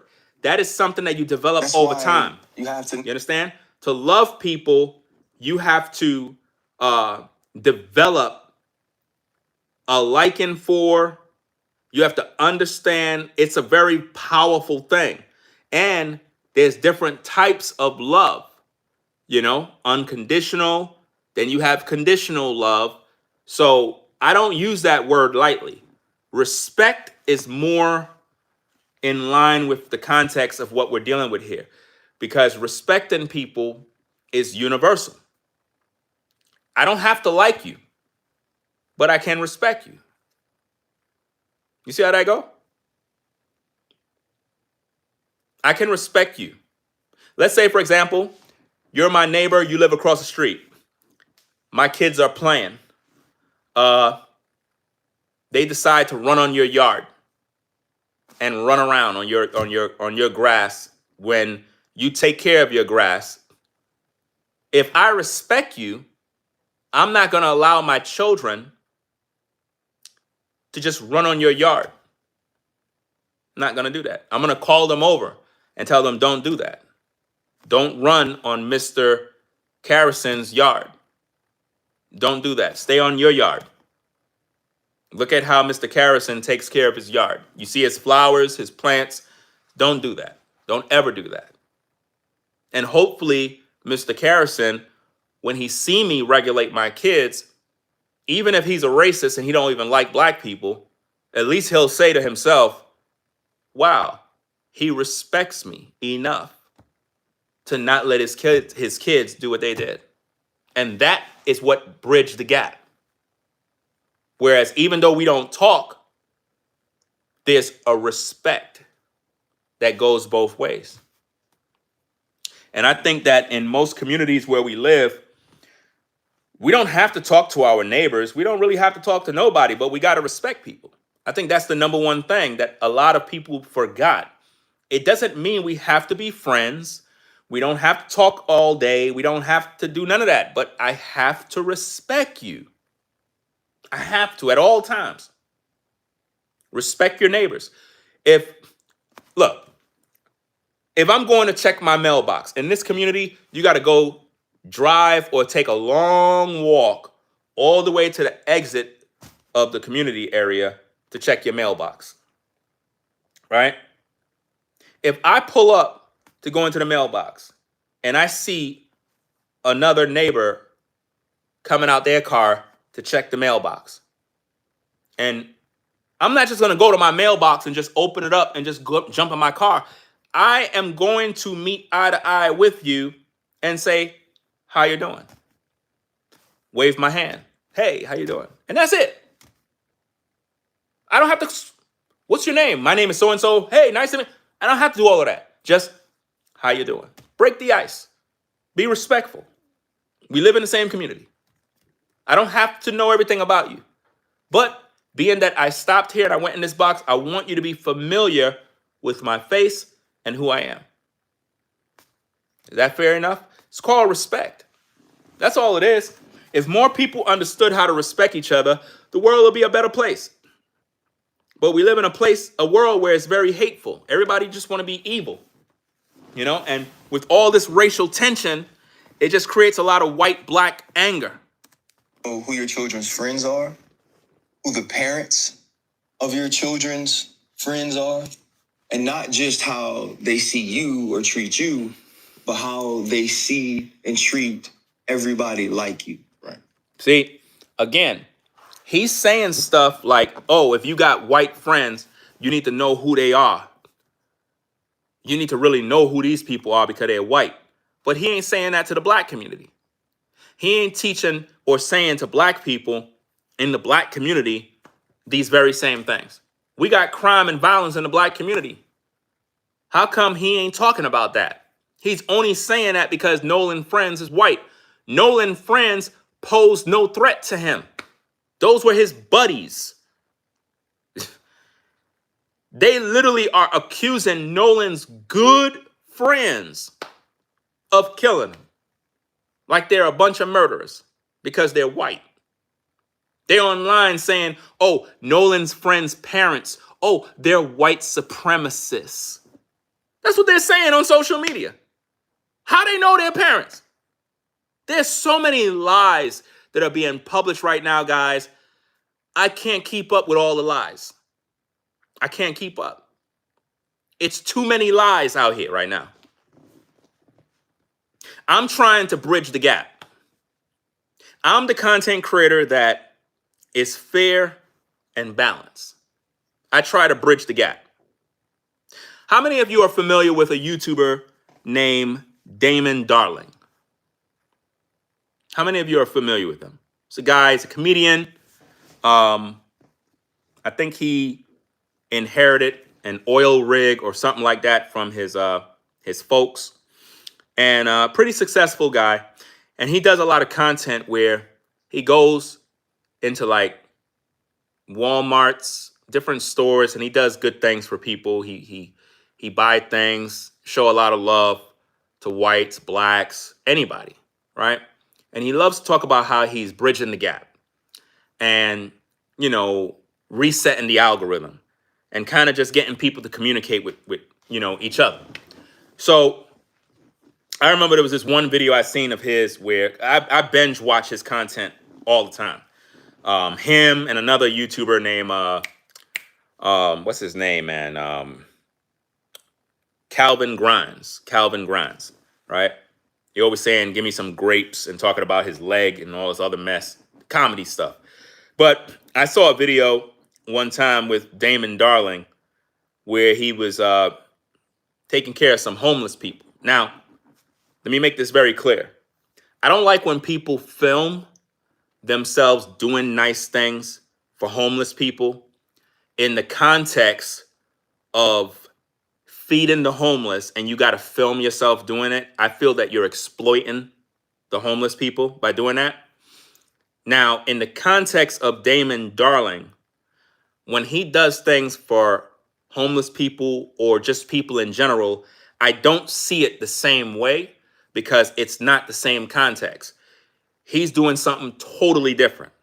He's not trying to pat himself on the back or be praised. He's doing this from the heart, and I can see that he's doing it from the heart. So he did something for these homeless people one time and it was real, real good. So much so that it moved me to do something for somebody homeless.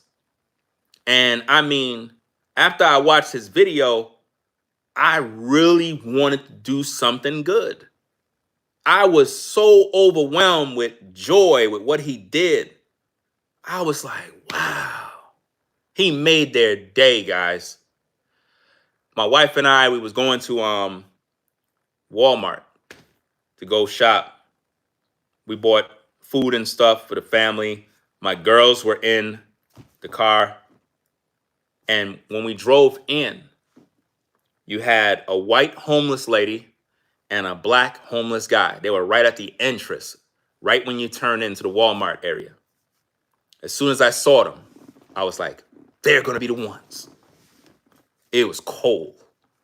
It was cold outside, y'all. Now, I'm not going to say what I did, right? But let's just say I did something good. And they were happy. And it made me feel so good inside because of what I did. Imagine how that must feel to be a person who does good for other people all the time. That ought to make you feel good, man. because I felt real good. I felt so good after doing that deed, man. But I didn't come online recording it, showing video. I didn't do none of that. It just made me feel good because I was inspired by that YouTuber. So what I'm trying to show you is the type of content you listen to will either influence you to be a positive person or a negative person. A lot of the content that is being published due to the Nolan Wells, even the Carmelo Anthony situation, it's a lot of negative content. And there's a lot of rage baiting, race hustling, and it's designed to divide us, make us angry, make us hate people, and we wake up in the morning bitter and angry, and we just mad at the world. And now if I see anybody white, I'm angry, I'm upset. I don't even know why I'm upset. You're upset because you're watching all these negative videos. If you watch some content where somebody's being positive, or at least bridging the gap, being fair, it'll make you see people differently. But if all you see is negative content, it'll make you just be angry all day. And that's what's going on right now. Again, I don't have nothing against Filipino people. So if you're from the Philippines, if you're a Filipino and you like my content, I appreciate that. I don't got nothing against the Filipino people. I respect all cultures of people. As a musician, producer of music, I understand all groups of people because I study all music. In this case with Nolan Wells, the reason why I got to keep on bringing up the fact that the mother is Filipino is not to promote hate. That's not what this is about, guys. This is about a family that is portraying themselves as African American, misleading the public to believe that they're black. And because of this, they're receiving the support, the emotional connection, the engagement of the black community. And that's wrong. Because when I look at the Nolan Wells case, I don't see the Philippine or the Filipino community coming out in record numbers in support of Nolan Wells. I don't see that. And when black people are going through any sort of racial injustice, any sort of issues in this day and time, I've never seen the Filipino people come out in record numbers to say, hey, we band with you. I never seen that before. And that's not to say you're a bad people for not. I would suggest that you support your people. Do you understand? This is about truth. This is about not acting like something you're not, because it's dividing two people. The news media don't even call Nolan mother Filipino. They say a black woman.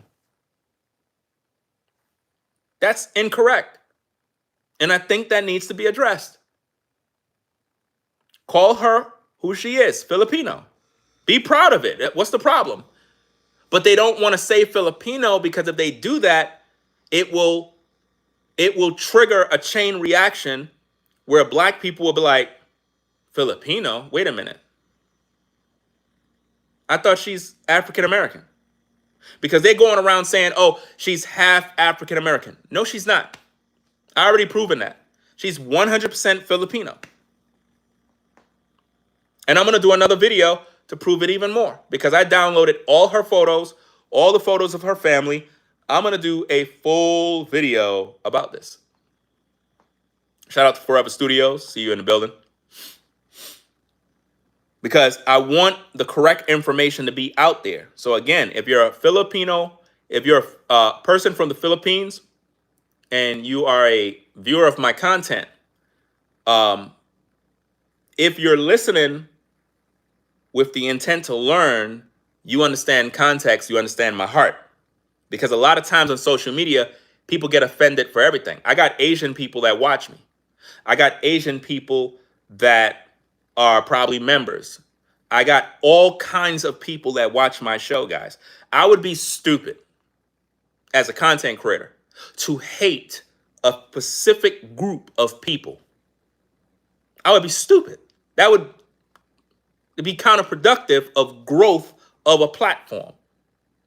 That's like you coming into my car dealership and you're from the Philippines and you want to buy a car, and I'm like, where are you from? Oh, I'm from the Philippines. Oh, no, I can't sell you a car. Why not? I can't. That would be stupid. That would ruin my business. I wouldn't want that to be in any review that I discriminated against someone from the Philippines from buying a car. So neither do I discriminate against anyone that is Philippine. So I need to make that very clear, because on social media, guys, it is so difficult to be transparent and be truthful. People get offended for every little thing. Any little word you say, somebody's offended. People misunderstand me all the time. I could be speaking something that's very truthful. Somebody's going to be offended somewhere. Some of you are offended even though I'm speaking this. You're offended still. Can't win everybody, guys. You know? But it is what it is. Let me wrap this up. For them, man, I just hope they find the answers. Hope they could have some peace. And we don't know the answer to this question, but this is the question. If the roles were reversed, what would be the outrage? What would be the rhetoric? See? That is creating racial divide, because what he's saying is, if the roles were reversed, what would be the outrage? First of all, there are no suspects in the death of Nolan Wells. Just because his friends are white doesn't mean you assume they did something to him. That's wrong, because you're blaming people without no facts. You're blaming people with no evidence. That's wrong. So why even say if the roles were reversed? You know? It don't make no sense, man. And it's like, I don't know why people keep saying if the roles were reversed, what would be the outrage?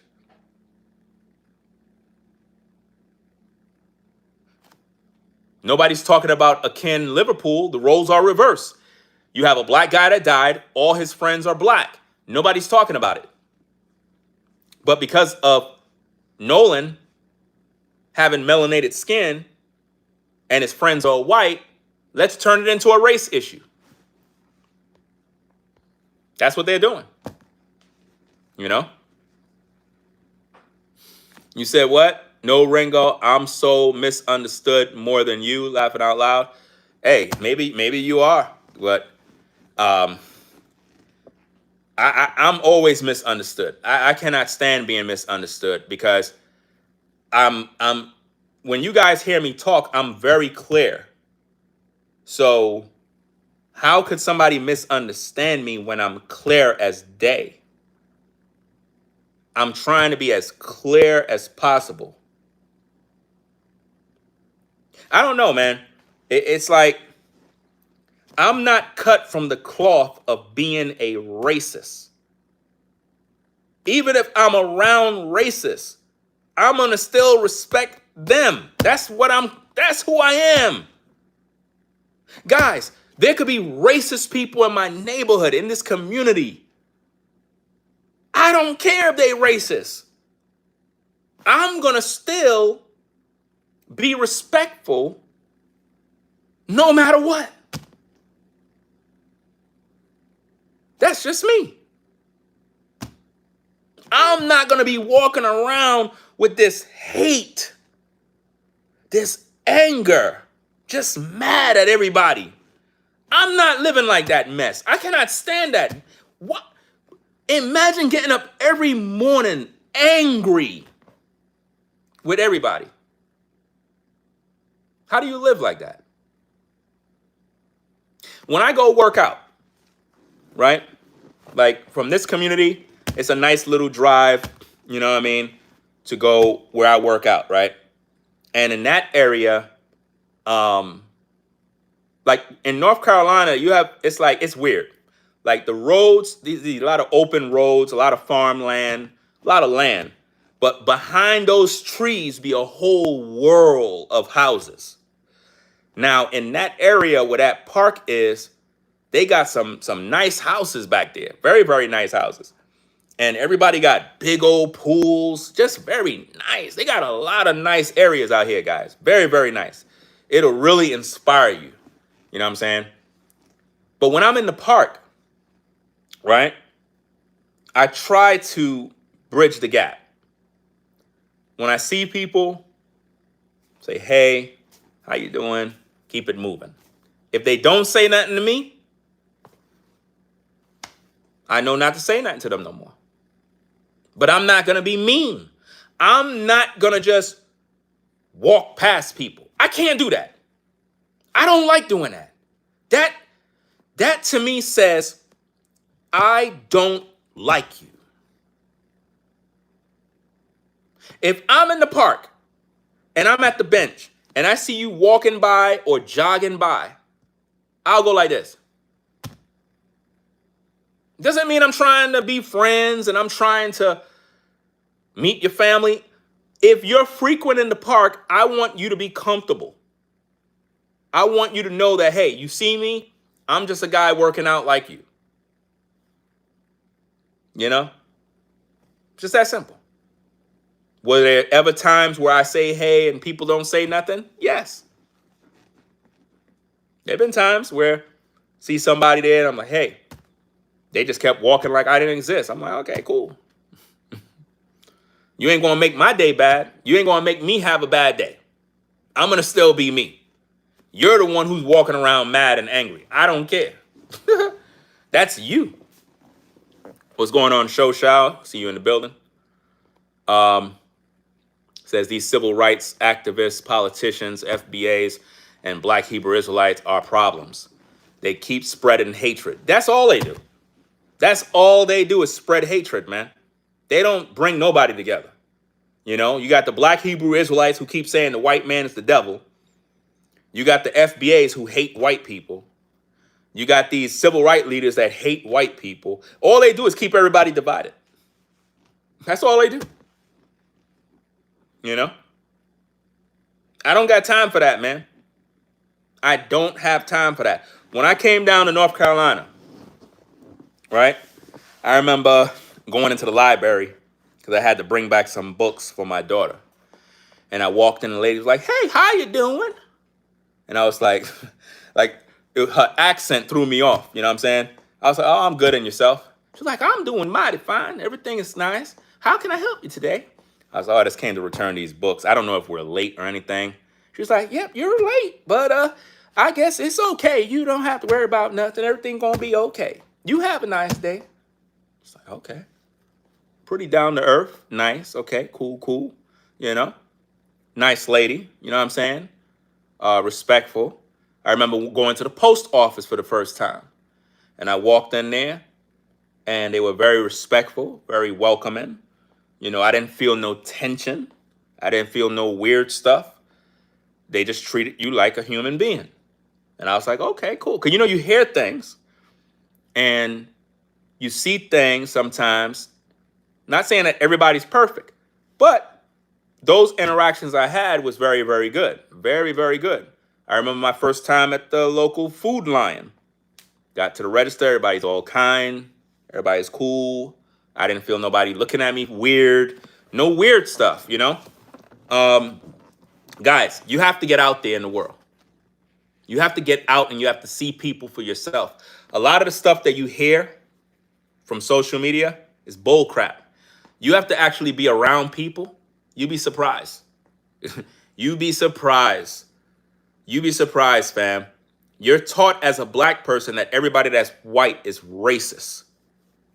That's not true. It's not true at all, guys. It's not true. That's why I cannot walk around with hatred. I can't do that.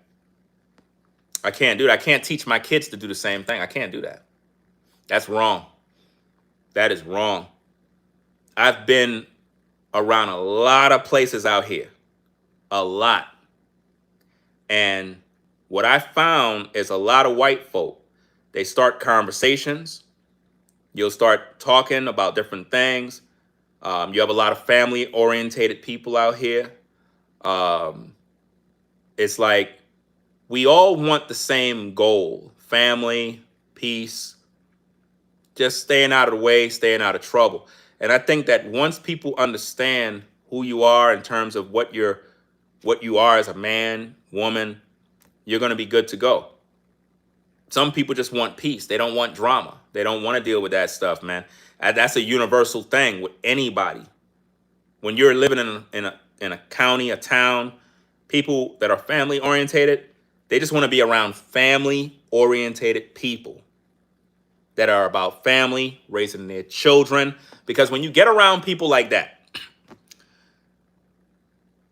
those are going to be people that's going to be respectful. Doesn't mean y'all perfect. It doesn't mean that y'all friends.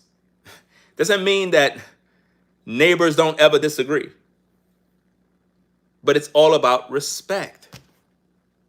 You understand? So if you're a person who have an issue, let's say you're black, you have issues with white people, right? This is how you deal with your issue. Do unto others as you would want done unto you. Do unto others as you want done unto you. And just be respectful. If you just being respectful, think about how you would want to be treated in that circumstance. And just apply that. And then see how it goes. Even if that person is an a-hole, as long as you did what you were supposed to do, you're helping you to have a good heart. If that makes sense. Because you're not allowing the other person to make you bitter. I'm not going to allow them to make me a bitter person. Yes, it's disappointing when you're trying to be kind and nice to people and they treat you like garbage. It's like, it can make you get upset. But you don't want it to shape who you are as a human being. You want to be a light in the world. You want to be a vessel that when you come around people, they get happy. They see a good human. They feel good. How many of you, maybe you're the person, but how many of you have a worker who come to the job and every time they come to the job, they get you happy?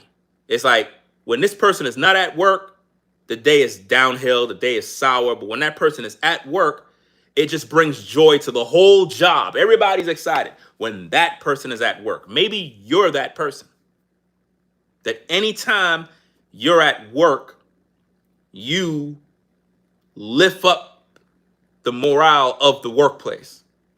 You're the one who's the crack the jokes. And we look forward to seeing you. What you don't realize is you're that person that give everybody hope. You might be that one person that I'm talking about. Every workplace have that one person that everybody likes, this one person. You're just that person. You're happy, jolly, always got something good to say. You treat everybody with respect. We can count on you. And when you're not at work, Stacy not in? Daryl not in? He not at work? He didn't come in today? Nah, he ain't come in.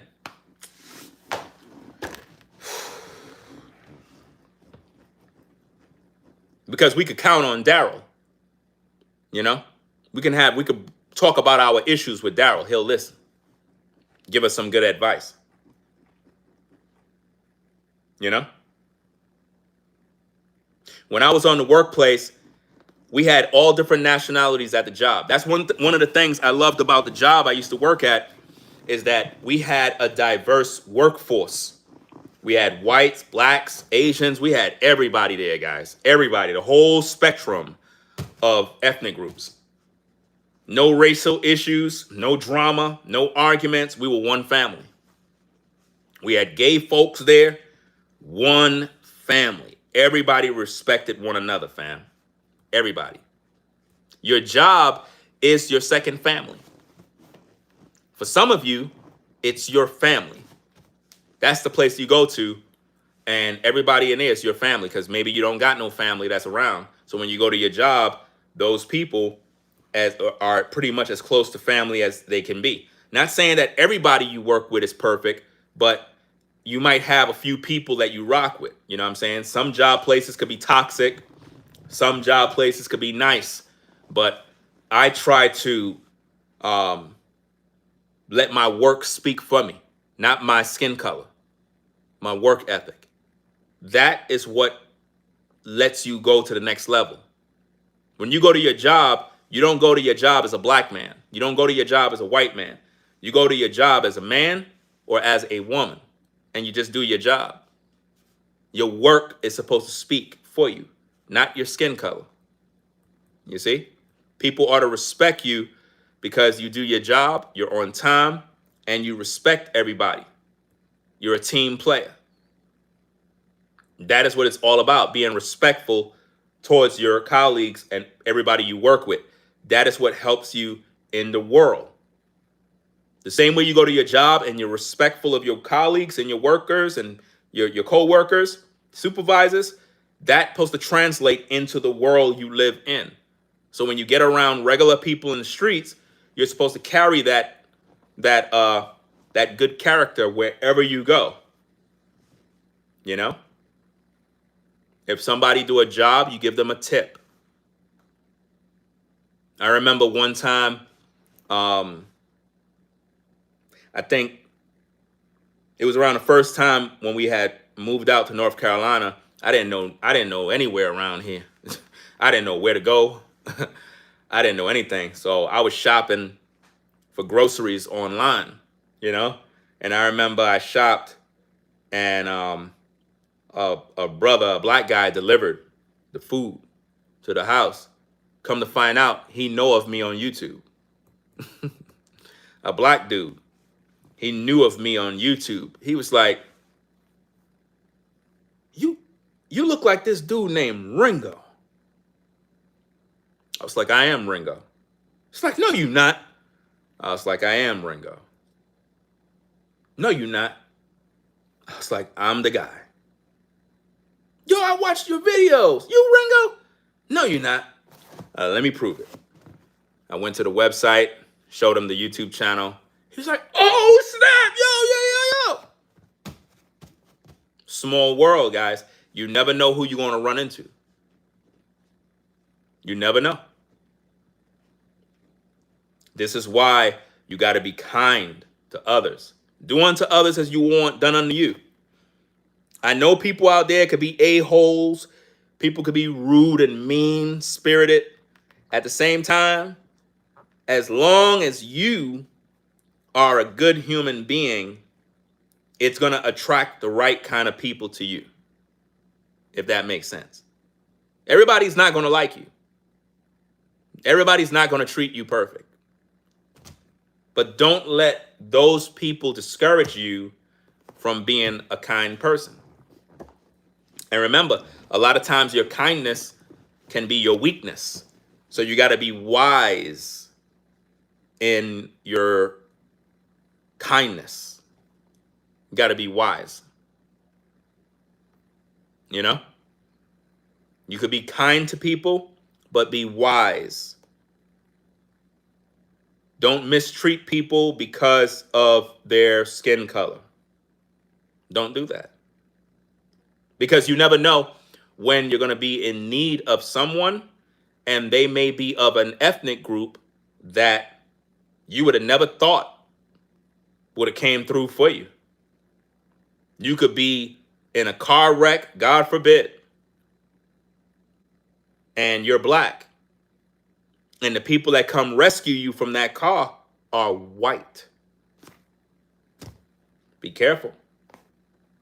Be careful how you treat people, because the very people you might have issues with and hate might be the very people to save your life. That's why I cannot walk around with this hateful, evil spirit of just hating people because they're white, because they're Asian. I hate. I can't do that. Can't do that. And I get hated by black people more. Black people hate me more, at least on social media. I can't say for in the real world, but on social media, black people hate me a lot. I get a lot of hate. But that don't make me bitter. You know? I just look at it as they're set in their ways.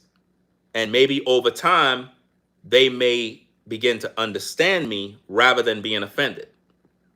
You know?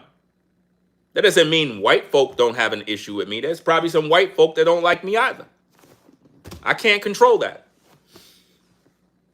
But what I can control is how I treat people. You know? So even though Ryan Clark is saying what he's saying, I disagree with him. I think that you should teach your children to respect everybody, no matter what. But don't teach them because they're white that for some reason we're supposed to be unfair and we gotta like do a total investigation of who these people are because they're white. A lot of times the reason why there's a lot of tension between blacks and whites is because we're not around each other a lot. Those of you that are black that always been around white folk, you know how white folk think. So for you, it's nothing. But when you get black people that never been around white folk and then they bring them around, there's going to be this uneasy weirdness, like they don't know what to do. And it could be vice versa. You get what I'm saying? That's why I'm glad that I've always been around all ethnic groups from a kid, you know? I remember being in situations, and again, I'm not saying that racism don't exist. I'm not saying that there's not no white folk that hate blacks and all that. That stuff is in the world, but it's vice versa. You got blacks that hate whites. You got whites that hate blacks. You got Asians that don't like whites or blacks. It's in the world. But as for you, you got to be a better person. I remember in Brooklyn taking my daughters to the park. You had a white woman that was in the park with her son. Being evil-hearted is a taught thing. You're taught to hate. When the white kid was by the swings, the slides and stuff, they were playing, and naturally my kids, they just run towards other kids to play. Kids play regardless who they are. They don't care. Kids are kids. So my girls, they run over there, they play with the boy. Everybody's playing, everybody's having a great time. You know? Not a problem. The white kid is playing with them like it was nothing. It was like they knew each other for years. Here comes his mother. Johnny, come here. He goes over there. You could see her reprimanding the child. He don't come back to the area where the girls were. Instead, he's by the bench playing around. I already read the room. The mother told him, I don't want you playing with those girls. There's nothing I could do about that. The child is not at fault. The mom is. The mom is poisoning her child. They were playing perfectly. There was nothing wrong. You know? Now, there's other families that come to the park that are white, and they let their kids play with whoever. And sometimes you see black people tell their kids, come over here. I don't want you playing around. And I'm like, these are kids. Why are you doing that? That's the reason why we have so many issues today. Because the parents are teaching their children not to play with this one and that one. And that's why we got all these problems today. That's why a lot of you grew up with issues against blacks, or you're black and you got issues against whites, because your parents put this battery in your back and you grew up feeling some type of way. It's just that simple. I had white friends in junior high and high school that told me that their parents are racist. True story. But they're not. The kids are not. The son was not. And I remember this one time we were playing hooky. You know, we all played hooky. And being that I came from the predominantly black community, I never been in, and this is when I was a teenager, I was never in any sort of home, like a house with tall ceilings, many rooms. I'd never been around them environments. It was always in apartments, you know? So when I went to this buddy's house, I was cutting his hair. And he was like, yo, man, my parents are racist. They don't like black people. And I was like, you racist? He's like, no, if I was, I wouldn't even have you here. He was like, but you're going to have to get on out of here at such and such time, because if they see you here, it's going to be a problem. And he told me straight up, his parents are racist. But he was not. And we used to have these deep conversations about why in the world are they racist. He was like, I don't know. That's just the way they are. He said, not everybody in my family is, but my mom and dad is. But if you were to talk to the son, the dude that I was cool with, coolest dude ever. Coolest white boy ever. But his parents is racist.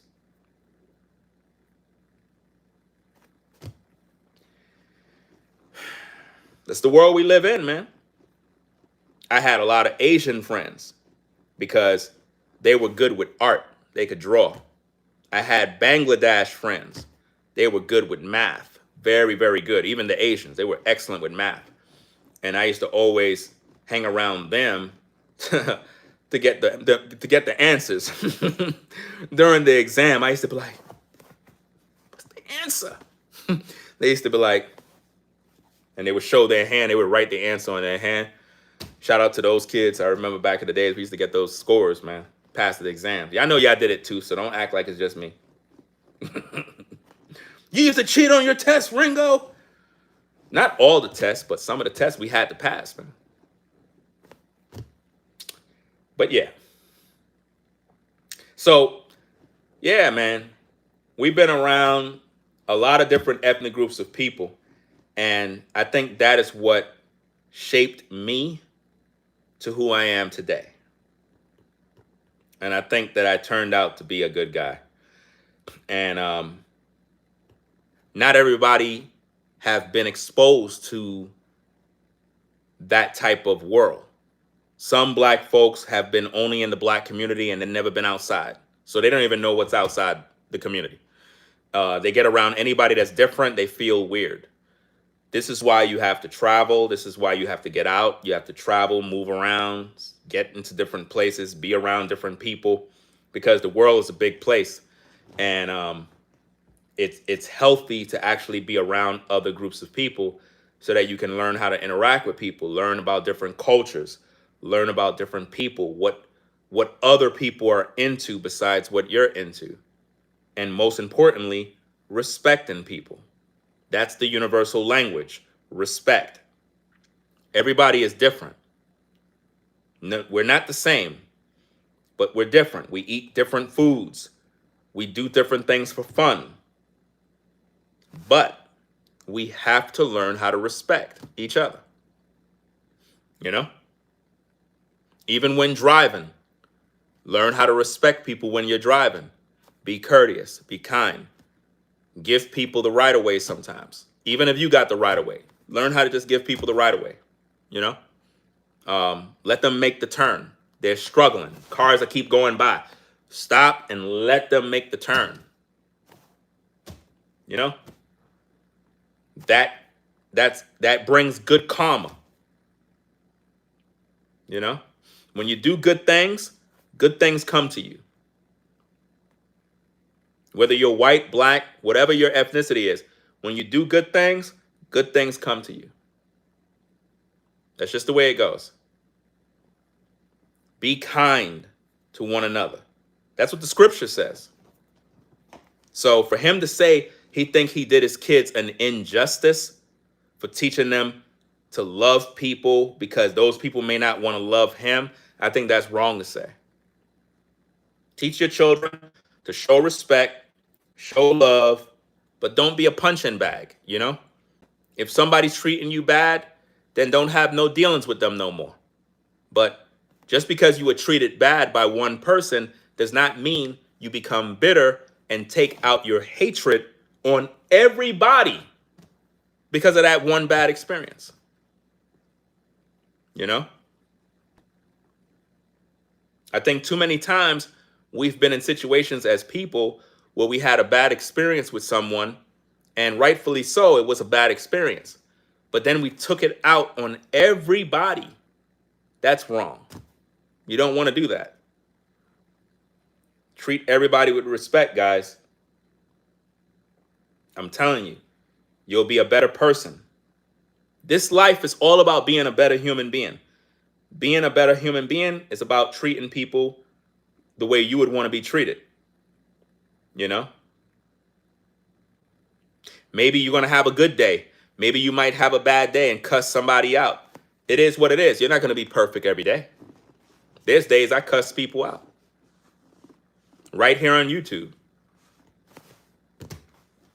It is what it is. At the same time, that doesn't make me a bad person. I'm human. I get angry. I deal with issues just like everybody else. I got bills to pay just like everybody else. At the same time, I still have to learn how to be a better person. Still got to do. I got to do the right thing. That's the only way I'm going to overcome my issues. You know, a lot of times, if you struggle with anger or anger issues, you think it's the other person. It's not the other person, it's you. You're the person with the problem. That's why you got to know how to overcome evil with good, because that's what's going to heal you so you can be a better person. A lot of times people will provoke you to make you be miserable like them. You got to know how to overcome the evil with good. When you overcome evil with good, that makes the evil people frustrated and miserable because you never succumb to their vices, their tactics. Instead, you rise to the occasion and made a better choice. And that choice made you a better person. And they got angry because you never fallen for the same old, same old. This Nolan Wells situation is being used to divide the community. And people are getting rich. It's a money grab. It's diabolical. It's wrong. That's why I'm doing my videos, to deal with these issues. Hopefully, guys, somebody learned something from these shows. If you're new to the platform, consider subscribing to the channel. We welcome you. Consider becoming a channel member. That way you can have access to the live chat. My live chat is on members only, not because I don't want you to voice your opinion. I want you to voice your opinion. At the same time, when we have the live chat open to the public, it becomes very toxic. People come in here just saying all sorts of manner of evil and crazy stuff, and they do it because they figure they could just do it because the site is open for anybody. That's not the way we do things here. So if you want to participate in the live chat, share your thoughts, your comments, so that it could be imprinted on the video forever, become a channel member today so that you can have access to the live chat where there are civilized human beings where you can have discussions with. So I'm going to pretty much wrap this up, get up on out of here, and do what I got to do, grab something to eat, and that's about it. So Rate, comment, and subscribe to the channel. Be sure to give the video a thumbs up if you haven't already. Subscribe to the channel, hype the video, share the video, tell a friend about Ringo TV. And we'll catch you in the next video. Right? So, again, shout out to all the channel members, everybody that support the platform, everybody that rock with Ringo TV. Because of your support, this is why the light is on. Right? So, y'all have a blessed day wherever you are. If you're driving on the road, be safe out there. Shout out to all my truck drivers, everybody out there on the road. Guys, listen to me very carefully. When you're on the road, right, and you see our truckers, please stop cutting them off. Please stop turning in front of a trucker immediately.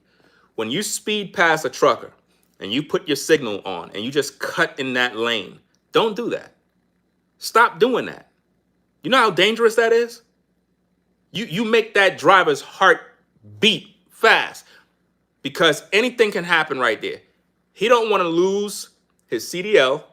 He don't want to get in no trouble, and he don't want to kill you in some weirdo accident. Stop doing that. When you drive ahead of the truck about 1, 2, 3, 4, about 4 cars or 5 cars ahead, and keep the same speed, then use your turn signal and turn in. Don't just cut in. I cannot stand seeing that. I seen that stuff when we was on our way to Florida. I was like, oh my goodness, bro. I know that pissed truckers off. They be cussing in that cabinet. I know they be. You know? But yeah, I don't know who that's for, but please stop doing that. Very, very dangerous. Somebody that's looking at this live stream been doing that. Don't do that no more. So, y'all take care. Peace and blessings to the mods in the chat. Everybody that's in the building. Y'all have a blessed time. I'll catch y'all all on the next video, guys. I'm going to try to do more content, guys. I'm trying to put out more content. I'm kind of getting into a rhythm. I'm going to try to see if I can put out more videos, more content, and keep the ball rolling. So y'all stay safe out there. Appreciate all of y'all for stopping by. Shout out to anybody that is new to the platform. Trust and believe. The more you hang around Ringo TV, the more you listen to my content, I promise you, you're going to be a better person. Just understand something, guys.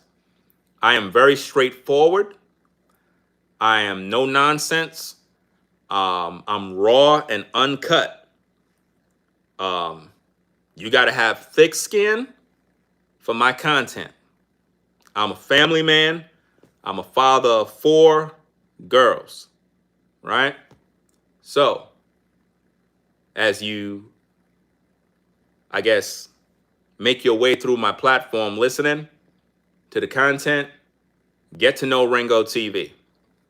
I'm a professional content creator, videographer, video producer, music producer, songwriter, teacher of truth. I do a lot. Have a lot of talents, wear a lot of hats. At the same time, I love commentary. I love talking. It helps. I like to do a lot of reflection content where you reflect on life, focusing on your peace, your solitude, your energy, things of that nature. You know? So go in peace. I'll catch you on the next video, guys. Rate, comment, and subscribe. Peace and blessings to all the mods. Chat, I'm out of here. Y'all take care. Peace.